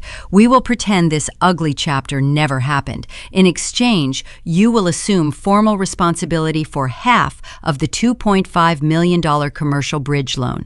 Furthermore, you will immediately contact the Federal Treasury Department and withdraw your baseless identity theft claim. You will sign a sworn affidavit stating the IRS inquiry was a misunderstanding caused by your own poor bookkeeping." It was a breathtaking display of extortion. Howard was demanding I absorb over $1 million of fraudulent debt and commit federal perjury to shield him from a tax evasion indictment. He framed this financial suicide pact as a generous offering of parental forgiveness. Diane leaned closer to the microphone, injecting her signature brand of emotional manipulation into the official record. Her eyes pooled with practiced tears. Evie Diane whispered, her voice wavering with artificial sorrow. "Family must protect family. We have given you everything. We put a roof over your head and paid for your education. You owe us your loyalty. Do not let your pride destroy the people who love you most. Just sign the paper and come home." Natalie sat next to her mother, inspecting her manicured fingernails, trying to look bored, but her hands were trembling. The Botanical Gardens incident had shattered her public image, and this mediation was her last desperate hope for salvation. Dunn smirked, clicking his ballpoint pen. "It is a very fair offer, Evelyn. I suggest you sign it before my client decides to pursue maximum civil damages for your disruption of his business operations." I did not pick up the pen. I did not raise my voice. I did not offer a tearful rebuttal or a defensive explanation. I let the silence stretch across the room, thick and heavy. As a compliance auditor, I understand the unparalleled value of an official transcript. Every single word Howard spoke had been captured by the digital recorder sitting in the center of the table. He had just gone on the record admitting the existence of the commercial bridge loan. He had openly attempted to coerce a witness into dropping a federal investigation. He had explicitly tied his parental forgiveness to my willingness to commit perjury. By staying quiet, I allowed my father to dig his own legal grave, using his own arrogance as the shovel. The mediator looked at me, raising an eyebrow, waiting for my counteroffer. Howard sighed, mistaking my tactical silence for submission. He thought the obedient daughter was returning to the fold. He thought the threat of his disapproval had broken my resolve, just as it always had when I was a child. He believed the sheer weight of his authority in that room had won the day. "See," Howard said, glancing at his attorney, "she just needed a firm hand to remind her of her place in this family." Nate had been sitting beside me, still and observant, watching the performance with cold detachment. He had let Howard talk. He had let Diane cry. He had let the lawyer smirk. Now Nate moved. He did not stand up. He did not raise his voice to defend my honor. He simply reached into the inner pocket of his dark sweater and withdrew a single heavy cardstock business card. Nate tapped the edge of the card against the mahogany table. The sharp, distinct sound cut through the smug atmosphere of the room. He slid the piece of thick paper across the polished wood. It traveled the width of the table and stopped directly in front of Gregory Dunn. Howard frowned, irritated by the interruption. "Who are you to pass notes at my table?" he demanded. "This is a private family discussion. Keep quiet." Dunn ignored his client. The lawyer picked up the business card. The card was stark white, featuring embossed black lettering. There was no flashy logo. There were only 3 lines of text. Sterling Holdings, Nathaniel Cross, Chief Executive Officer. I watched the physical transformation of Gregory Dunn. It happened in brutal, instantaneous stages. The smug grin vanished from his face, replaced by a slack-jawed expression of profound comprehension. The color drained from his cheeks, leaving his skin a pale, sickly gray. A bead of sweat formed at his temple. His eyes darted from the embossed lettering to Nate, then back to the card. Dunn was a strip mall attorney, but he was not financially illiterate. He knew exactly who Sterling Holdings was. He knew they were the parent entity that had underwritten the $2.5 million bridge loan. He knew they were the ruthless private equity firm that currently held the defaulted debt, the frozen accounts, and the foreclosure notices on every single asset the Jackson family possessed. And he just realized that the man his client had spent 3 years treating like an unremarkable peasant was the apex predator who owned the entire cage. Mr. Dunn, Nate said. His voice was a low seismic rumble that shifted the gravity in the room. You represent a debtor who is currently in default to my firm. You just attempted to extort my wife on a recorded line. I suggest you advise your client very carefully on his next words. The power dynamic in the boardroom fractured in a single second. Howard looked at his lawyer, confused by the sudden terror radiating from the man. Gregory Howard asked, his voice losing its authoritative edge. What is going on? What does that card say? Dunn did not answer him. The lawyer slowly placed his ballpoint pen on the table, his hands shaking so severely the plastic clicked against the wood. He looked at Nate with the fearful reverence of a man staring down the barrel of a loaded weapon. The illusion of the Jackson family was dead. They had walked into the mediation expecting to bully a compliance auditor. They were about to learn what happens when you try to negotiate with the bank that owns your soul. Howard stared at his attorney. The silence in the room grew heavy, suffocating the space between the frosted glass partitions. Gregory Dunn did not answer his client. The lawyer pushed the thick white cardstock across the polished mahogany. The small piece of paper slid to a halt near a silver water pitcher. Howard looked down. He read the embossed black letters. His reaction was not explosive. It was a slow, agonizing realization. The muscles in his jaw slackened. The patronizing authority he carried into the Hartford high-rise evaporated, leaving behind the hollow posture of an aging man who had just stepped onto a hidden landmine. He looked at Nate, trying to reconcile the quiet man he had mocked for 3 years with the corporate titan whose name was printed on that card. Nate folded his hands on the table. He did not gloat. He operated with the cold, exact precision of a surgeon evaluating a terminal patient. Jackson Development Group is insolvent, Nate stated, his voice a low, steady current that commanded the entire room. Your operational accounts are frozen. Your commercial properties are facing active foreclosure. Sterling Holdings is calling in the $2.5 million bridge loan. The acceleration clause was triggered when you deliberately missed the payment window. I require the full principal balance plus all accrued penalties paid in full by the end of business today. Howard swallowed hard. His eyes darted around the conference room, searching the polished wood and glass walls for an escape route. Finding none, he reverted to his default survival tactic. He attempted to use me as his human shield. You cannot call in that debt, Howard stammered, pointing a trembling finger across the table. Evelyn is the primary guarantor. Her signature is on the master contract. If Jackson Development defaults, the liability falls entirely on her personal assets. You would be bankrupting your own wife just to prove a point. Nate did not argue. He did not raise his voice to correct the lie. He simply turned his head and looked at me. The defensive phase of this conflict was over. It was time to unleash the avalanche of paper. I unlatched my leather briefcase. The brass locks clicked open, sounding like a judge striking a gavel in an empty courtroom. I retrieved a pristine manila folder and placed it on the table. I did not yell. I did not display any vindictive joy. I executed my duty as a compliance auditor, presenting a systemic forensic failure. I opened the folder and divided the contents into 3 distinct stacks. I slid stack 1 across the mahogany surface until it rested directly in front of my sister. Natalie recoiled slightly, pulling her hands into her lap as if the paper were hot to the touch. Those are the certified cybersecurity logs provided by the underwriting department at Sterling Holdings. I explained, keeping my vocal cadence flat and clinical. The network address, the router device identifier, and the exact digital timestamp are highlighted in yellow on page 4.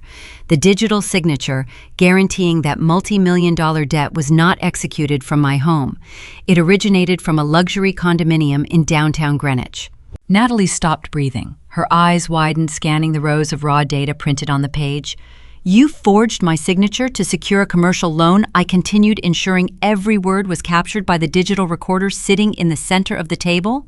When the gala collapsed, you bypassed the corporate vendor portal and rerouted catering invoices to my personal address. That is not a simple accounting misunderstanding. That is felony identity theft and deliberate wire fraud. Natalie stared at the table. The brittle, haughty facade she wore into the building crumbled into dust. She realized her golden life, the designer clothes, the botanical garden luncheons, the trips to Paris, was funded by documented felonies. She shrank into her chair, looking small, fragile, and utterly defeated. I placed my hand on stack 2. I pushed the certified surrogate court records toward my mother. Diane looked at the embossed county seals, holding the pages together, her practiced tears drying instantly upon recognizing the legal formatting.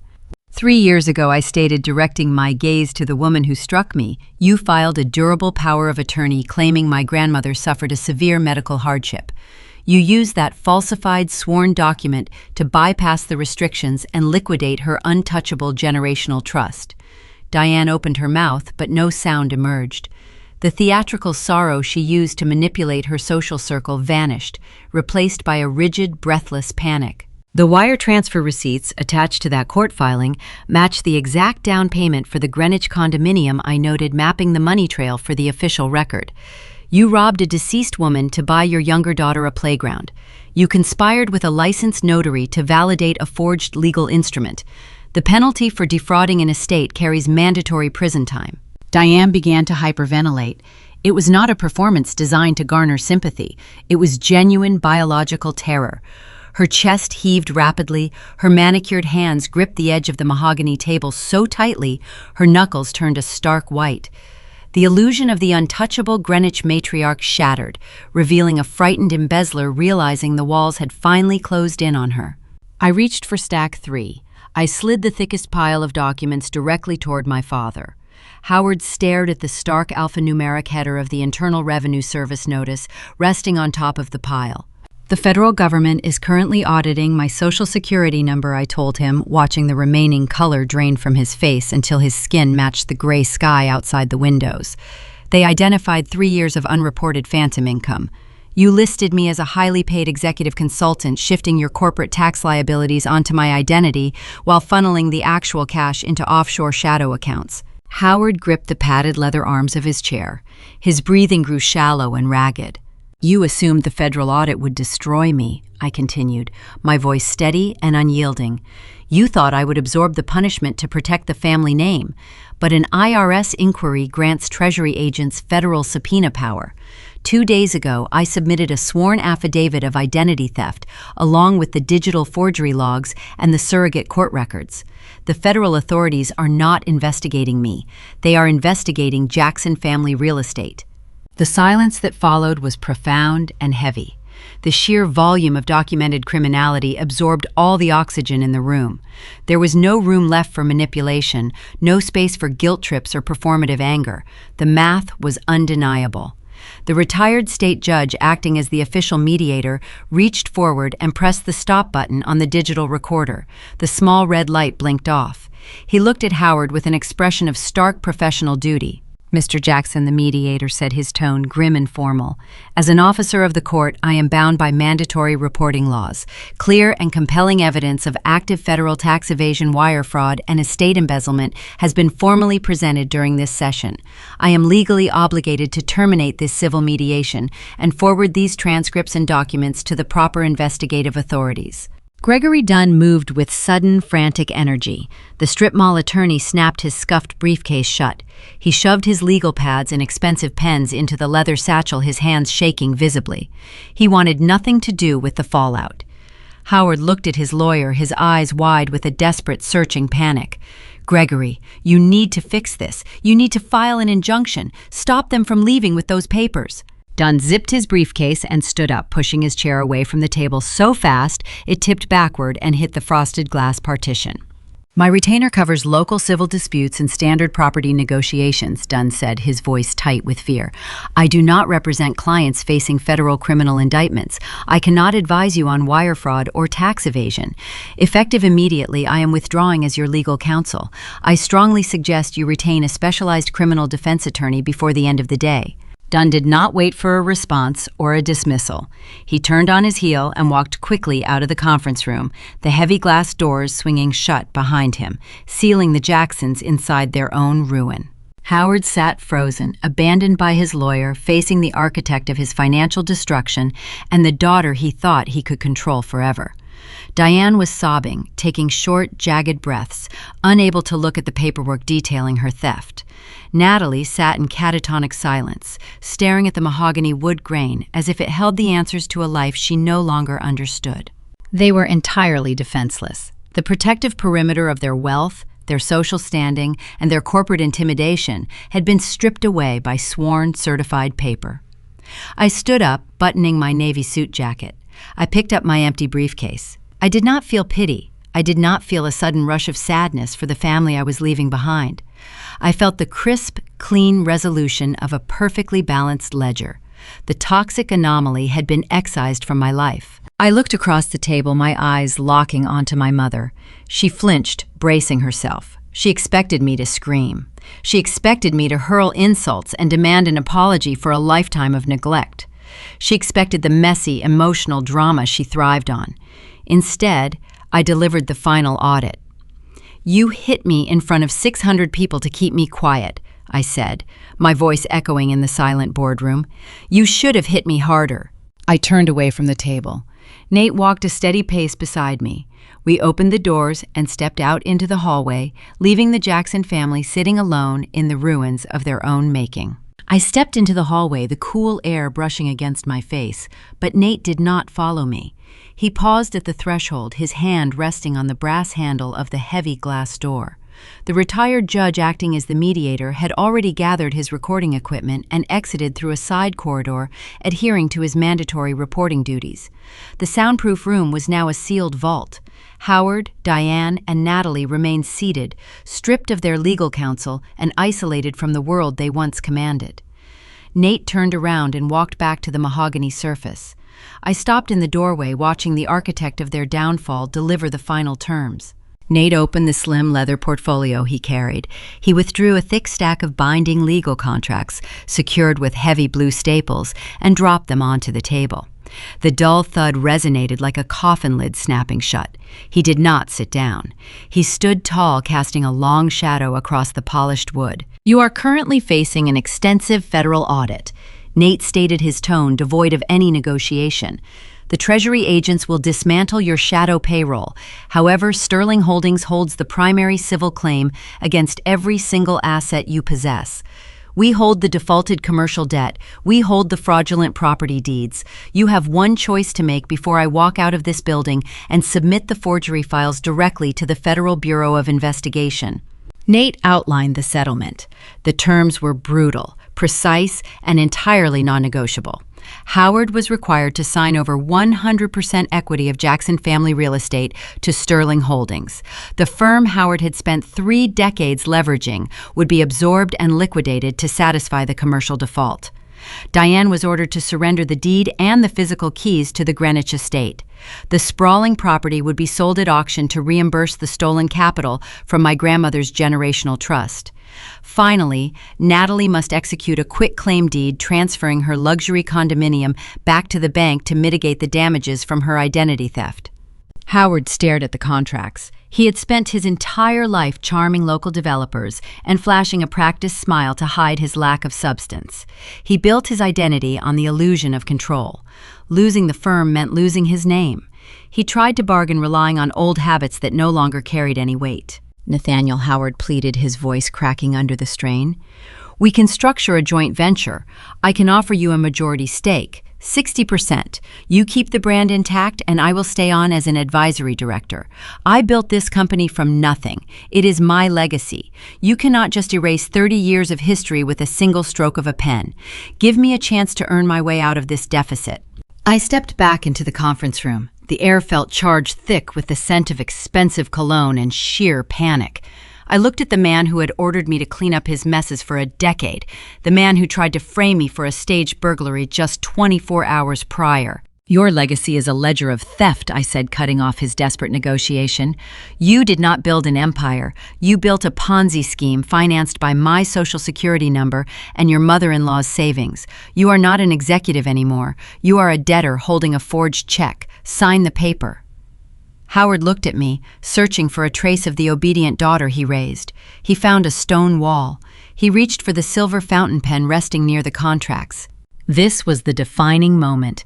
The man who had cast a terrifying shadow over my entire life picked up the pen and his hands began to shake. The tremors started in his knuckles and radiated up his forearms. He could barely grip the metal barrel. He pressed the nib against the signature line, the ink bleeding into the parchment as his trembling fingers struggled to form the letters of his own name. He was no longer a towering patriarch. He was a frightened, broken man, signing away his identity to avoid a federal prison cell. Nate pulled the signed equity transfer aside and slid the next document toward Diane. The Greenwich estate was her fortress. She had hosted countless charity galas in those rose gardens, using the sweeping staircase to project an image of untouchable grace. Signing that deed meant returning to the quiet, unremarkable life she despised. Diane did not argue. The fight had drained out of her the moment her lawyer fled the room. She looked down at the diamond tennis bracelet on her wrist, realizing it might be the only asset she had left. She picked up the pen. Her socialite facade shattered into jagged pieces. She signed her name with jerky, uneven strokes, transferring her castle to the creditors. She placed her face in her hands, her shoulders shaking with silent, ragged sobs.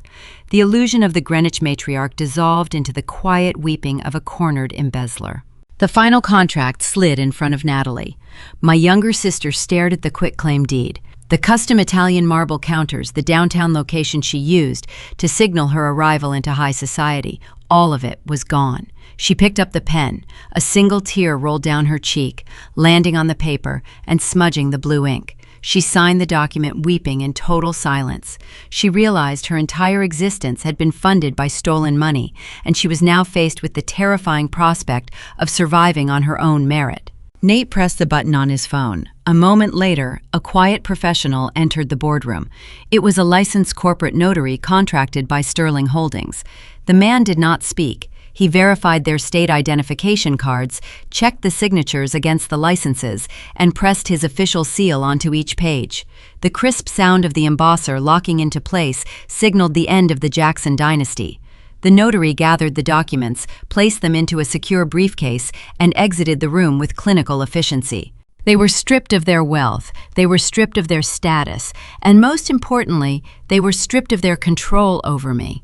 They sat at the mahogany table, surrounded by frosted glass, possessing nothing but the clothes they wore into the building.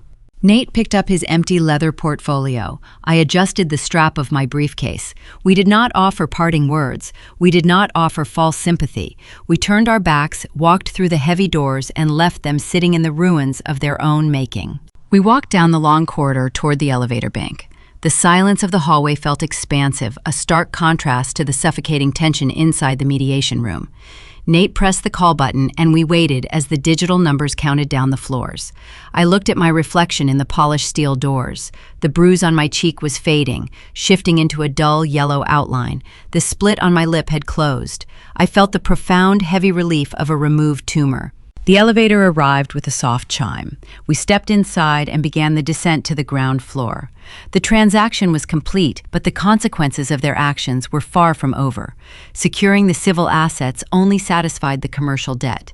It shielded them from immediate FBI intervention regarding the bank forgery, but it did not erase the systemic fraud they had perpetrated against the United States government. Accountability is not just a signed contract, it is the law. As we stepped out into the bustling Hartford street, the cold afternoon air carrying the scent of impending rain, my phone chimed with an encrypted alert. The message originated from the lead forensic tax attorney Nate had deployed to my house. The civil matter was settled, but the federal machinery had just woken up. The government was preparing to collect its share, and the raid was already scheduled. 14 days passed since the Hartford mediation. The civil contract signed that afternoon neutralized the commercial debt, but they did not erase the systemic federal crimes. Howard believed signing over his equity bought him immunity. He failed to understand that the United States Treasury does not care about private equity settlements. Accountability is not just a signed piece of paper exchanging hands in a quiet boardroom. Accountability is the law. It was a Tuesday morning when a convoy of dark government vehicles pulled into the circular driveway of Jackson Family Real Estate headquarters. Federal agents wearing dark windbreakers bearing the Internal Revenue Service criminal investigation insignia walked through the glass lobby doors. They did not ask for permission to enter the premises. They presented a federal search warrant signed by a district judge. The warrant was born directly from the sworn identity theft affidavit I filed weeks prior. The agents moved with terrifying efficiency. They bypassed the receptionist and entered the executive suites. They unplugged the server racks and packed years of physical ledgers into heavy cardboard evidence boxes. They confiscated the hard drives containing the offshore routing numbers and the falsified consulting invoices. Howard stood in the hallway, watching his empire boxed up and carried out to a waiting transport van. He tried to call his new criminal defense attorney, but his cell phone was confiscated as active evidence of wire fraud. The forensic accountants spent 3 days dissecting the shadow payroll. The federal indictment arrived shortly after. Howard was formally charged with multiple counts of severe tax evasion and wire fraud. The authorities mapped the exact routes he used to funnel corporate tax liabilities onto my Social Security number. The man who spent 30 years projecting untouchable prestige was now facing a lengthy mandatory minimum sentence in a federal penitentiary. The bespoke suits and the country club memberships offered zero protection against a federal prosecutor holding a certified paper trail. Diane expected to play the victim during the investigation. She planned to bat her eyelashes, claim ignorance of her husband's accounting practices, and rely on her status as a Greenwich matriarch to shield her from prosecution. But the local precinct had already documented her true nature. The false police report she filed regarding the staged heirloom burglary ruined her credibility. When federal prosecutors interviewed the local detectives, they received the security footage of Diane delivering her venomous porch monologue alongside the certified pawn shop receipt. Her victim persona collapsed under the weight of sworn evidence. The district attorney charged her as a criminal accessory. Because Sterling Holdings now held the deed to the Greenwich estate, the property went to a public auction. The sprawling rose gardens and the sweeping staircase where she hosted countless charity luncheons were sold to the highest bidder to satisfy the stolen trust funds. The local society pages, the same publications that once featured her smiling face on their glossy covers, ran front-page exposés detailing the spectacular downfall of the Jackson dynasty. Her social circle vanished overnight. The women who used to drink mimosas on her patio deleted her contact information. Diane found herself ostracized, forced to navigate a town that now viewed her as a pariah. Natalie experienced a different kind of freefall. The luxury condominium she purchased with my grandmother's legacy was reclaimed by the bank.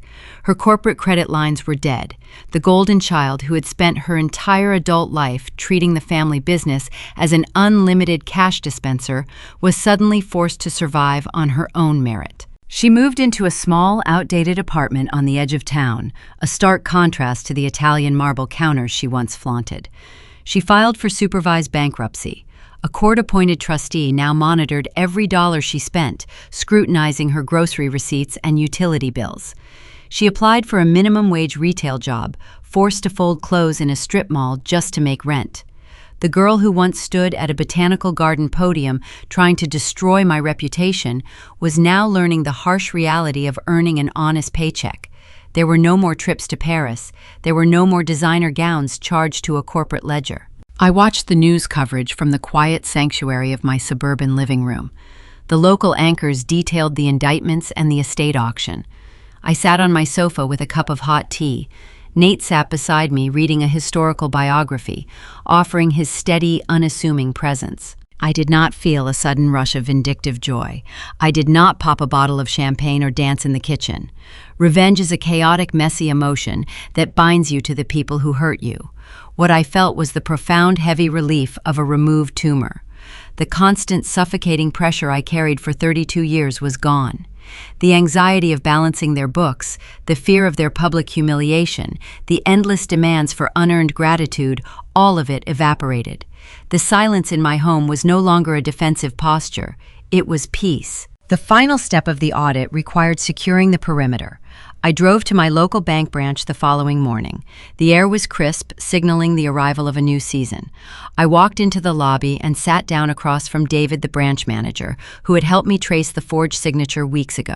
I slid my married identification card and my birth certificate across his mahogany desk. I instructed him to permanently freeze any residual credit inquiries associated with my maiden name. I formally unlinked my Social Security profile from every dormant Jackson family account, severing the last invisible threads tying me to their legacy. David typed the commands into his terminal, striking the old identifiers from the digital record. The screen refreshed, displaying a clean, uncompromised financial profile. The gatekeepers, who had controlled my narrative for over 3 decades, were entirely dismantled by the very system they tried to exploit. They assumed they could use the law to intimidate me, but the law requires a clean ledger. I gathered my documents and placed them into my leather briefcase. I thanked David for his discretion and walked out of the glass doors. I stepped into the sunlight, feeling the warmth on my face.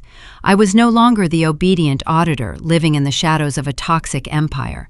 The bruising had faded, the ledgers were balanced, and my identity was finally my own. 6 months passed since the federal transport vans pulled away from the Jackson family real estate headquarters. The transition from chaos to stability did not happen overnight. Healing is a documented process. It requires daily maintenance and strict adherence to a new baseline. Autumn arrived in Connecticut, painting the tree lines in shades of burnt orange and deep red. The crisp air signaled a final shift in the seasons, mirroring the permanent shift in my reality. Howard did not endure a lengthy public trial. Federal prosecutors possess a distinct advantage in the courtroom. They do not argue with emotion or rely on character witnesses. They present certified ledgers and digital forensic footprints. Faced with an insurmountable mountain of sworn evidence, my father accepted a plea deal. He traded his right to a trial for a guaranteed sentence. He received 72 months in a federal penitentiary located in upstate New York. He traded his custom Italian suits and silk pocket squares for standard-issue khaki uniforms. There are no commercial developers to charm in the prison cafeteria. There are no country club golf courses to secure backdoor deals.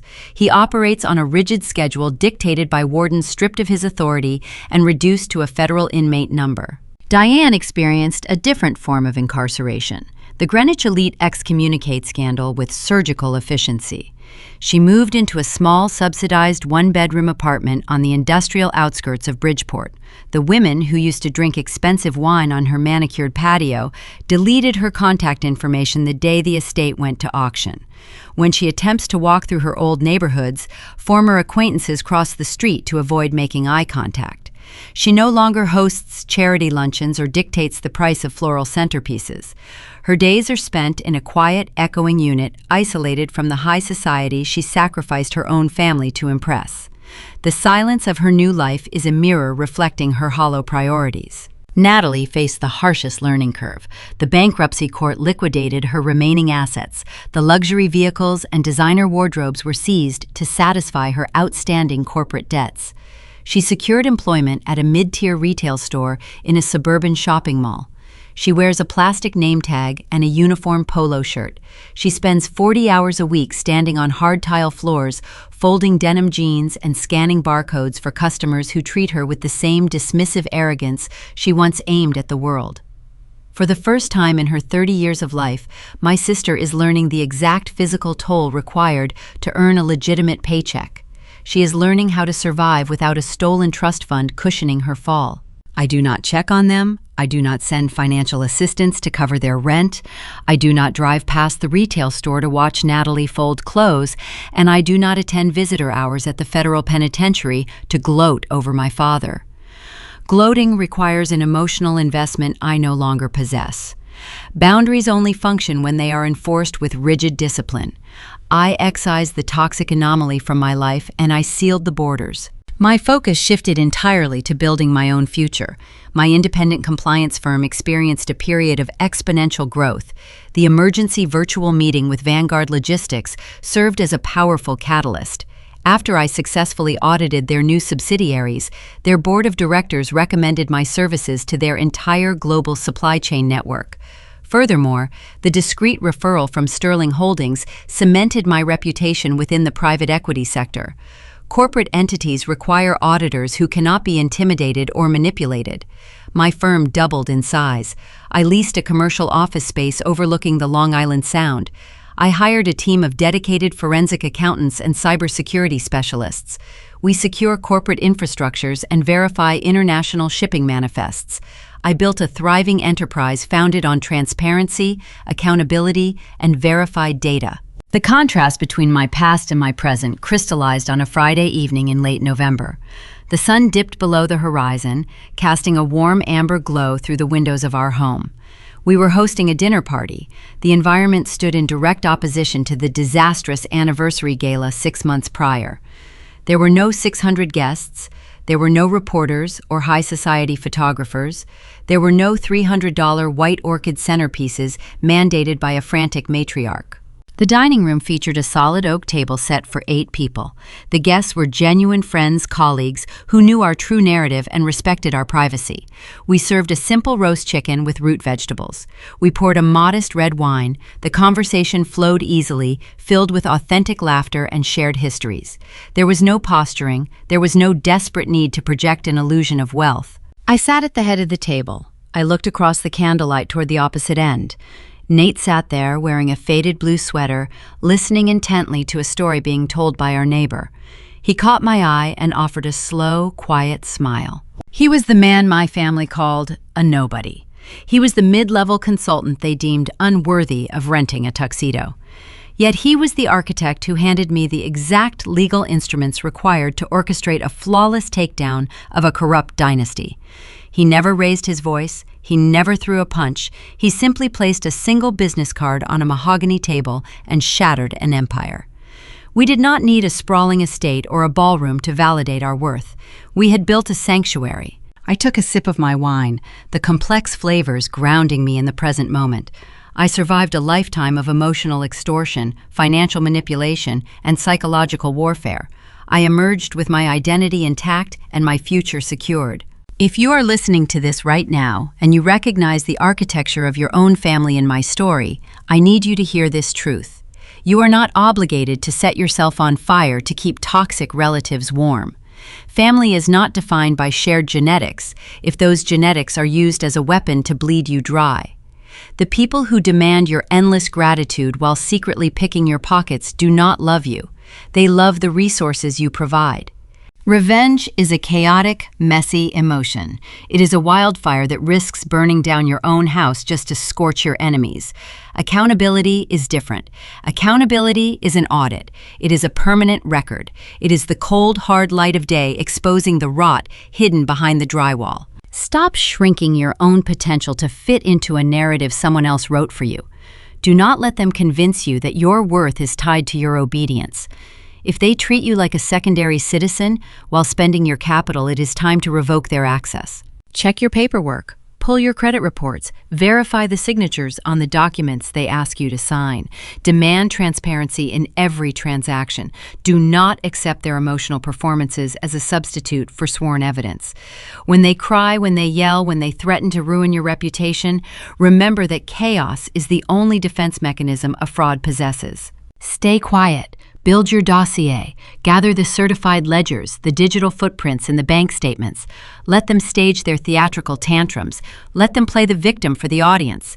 Because when the final meeting is called and the authorities review the files, the truth, when documented with precision, will always defeat the performance. Thank you for listening to my story. Guard your ledgers, protect your peace, and never apologize for surviving.